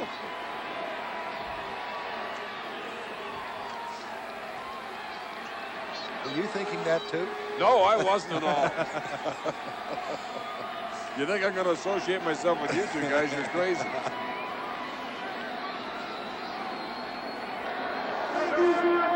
BC, down repeated. There's a look at Gail Smythe, who was on our opening with the Brute Fan Survey, telling us that the fans felt the Stampeders would win it. Well, the fans were right again. They put it through the Radio Shack computer, and they came out with the right answers again. 3rd and 20. Knott goes deep, and Ellis cannot squeeze it down at the 20-yard line. I think Turner Irvin got a piece of that football. Ricky Ellis tried to go up and make the reception. Take a look at it once again. Irving has man coverage on Ellis coming from the wide position on the left side there. But you know, Frank, you and Pat have both made the point before. Ricky Ellis, his first game, he's been the man they've gone to repeatedly. Why is it they are not going to people like Leon Bright? The kind of speed and I really didn't understand that either, Mike, when we brought the point up initially. Ellis dropped the very first football that was thrown to him that could have gotten something going very early for the Lions, but they have gone to him rather consistently. Well, the Stampeders now just trying to run down the clock a little bit. 4 minutes, 45 seconds left to play in the ball game. They are comfortably out in front, 37-2, and they'll go to Edmonton next week for the second year in a row. Those two teams will meet in the Western Conference Final. Be interesting to see what happens. What a tremendous football club the Eskimos have. Very entertaining, solid at every position. Calgary showed a lot today. Should be a good one. Johnson fires it out to Rob Forbes. And Forbes gets to the BC 45-yard line, where it'll be third down and about a yard and a half to go. Let's go down to Al McCann. I got Terry Irvin here. Terry, great day for the defense. Oh, yeah, we're getting a good shot out of that front four up there, you know, and they set the tempo of the game. You know, if they're going good, that kind of make the rest of the game, you know, fall in place. Should be quite a game next week in Edmonton, eh? Oh, yeah, we're looking forward to it right now. They, you know, it's all in the air. Now we're looking forward to going up to Edmonton and taking on the Eskimos. Okay, Terry. Well, on third and a yard and a half, Kenny Johnson and the Calgary Stampeders are going to go for it. They give it to James Sykes, and he doesn't make the first down. He got to the 45 and maybe inside of it, but he does not appear to have the necessary yardage as the defensive unit of the Stampeders comes back out onto the field. And the BC Lions come out now with Mike Knott at quarterback. 3 minutes and 33 seconds left to play in this Western Conference sudden death semifinal. And make sure that you're with us next Saturday, because it's a game you just won't want to miss when the Montreal Alouettes, who are really coming into their own right now, will host either the Ottawa Rough Riders or the Hamilton Ticats in the Eastern Conference Final. The winner goes to the Grey Cup, of course. Joe Paopao started the game for BC, was banged up a couple of times. Mike Knott is now in there, number 12. And he's going deep for Bright, but it was over his head. Robert Sparks was step for step with the wide receiver of the BC Lions. 37-2 is the score in favor of the Calgary Stampeders with 3 minutes, 8 seconds left to play in the ball game, and the CFL on CTV continues in a moment. Every second that passes, your skin is losing moisture. And when your skin loses moisture, it looks rough and out of condition. Moisture. This product contains moisturizers to put back the moisture in your skin. Brute Light by Fabergé. Use it as a lotion after shaving, after showering, or as a light masculine fragrance after anything. Brute Light. It's the sensible way to fight dry skin and smell great. Want to see what's going to get the Cutlass watchers watching you this year? The new Olds Cutlass sedan. 2 more doors to go with all that Cutlass flair. And Cutlass Cruiser, roomiest Cutlass of all. And the car that started the Cutlass watchers a-watching, Cutlass Supreme. Hi, Charlie. Miss your bus? We've had one built for you. Oldsmobile. Many people in Ottawa are probably under the impression that tomorrow's game against the Hamilton Ticats is a sellout. It is not. There are still tickets available, and that should be just one of the great football games of the year. The Rough Riders with Conrad Holloway against the Ticats and Tom Clements. Knott throws. The pass is complete to Al Sharuk at the Calgary 51-yard line, and that is good for a first down. Forced out by Terry Irvin. Who do you like in that ball game tomorrow, gentlemen? Frank, you first. Pat, I really haven't had an opportunity to see the Eastern ball clubs as much as you two gentlemen, but certainly I know the Tom Clements has revitalized the Hamilton Ticats a great deal, but I'd still have to go with the Ottawa Rough Riders as long as Conrad Holloway is healthy at all. It should be a real air show, no doubt about that. John Henry White. White has the first down into the 41-yard line. Longest run from the line of scrimmage by the BC Lions by far. 12 yards by John Henry White. He had a great year for the Lions, you know. He was actually nominated as a Shenley nominee from BC for the outstanding player of the BC Lions. tied Larry Key in receptions for the year, and #1 on the ball club, and was second to Key in yardage rushing. The Lions refuse to quit as Al Sharuk makes the reception into about the 28-yard line, and that'll be another first down. Ray Odoms makes the tackle. First down, well, I'd like to remind everybody that on November the 17th, we're going to see a rematch of the August Welterweight Championship fight. That was Clyde Gray and Chris Clark. Clark, if you recall, won it. Gray had trouble with the time. Gray is putting his Canadian welterweight title on the line, and the winner of the fight is going to be the Canadian. Let me tell you, a great fight to look forward to. You'll see it on Wide World of Sports, November the 7th. That was a good pass by Knott. Unfortunately, it was a little long. I think he's a clearance by Spark.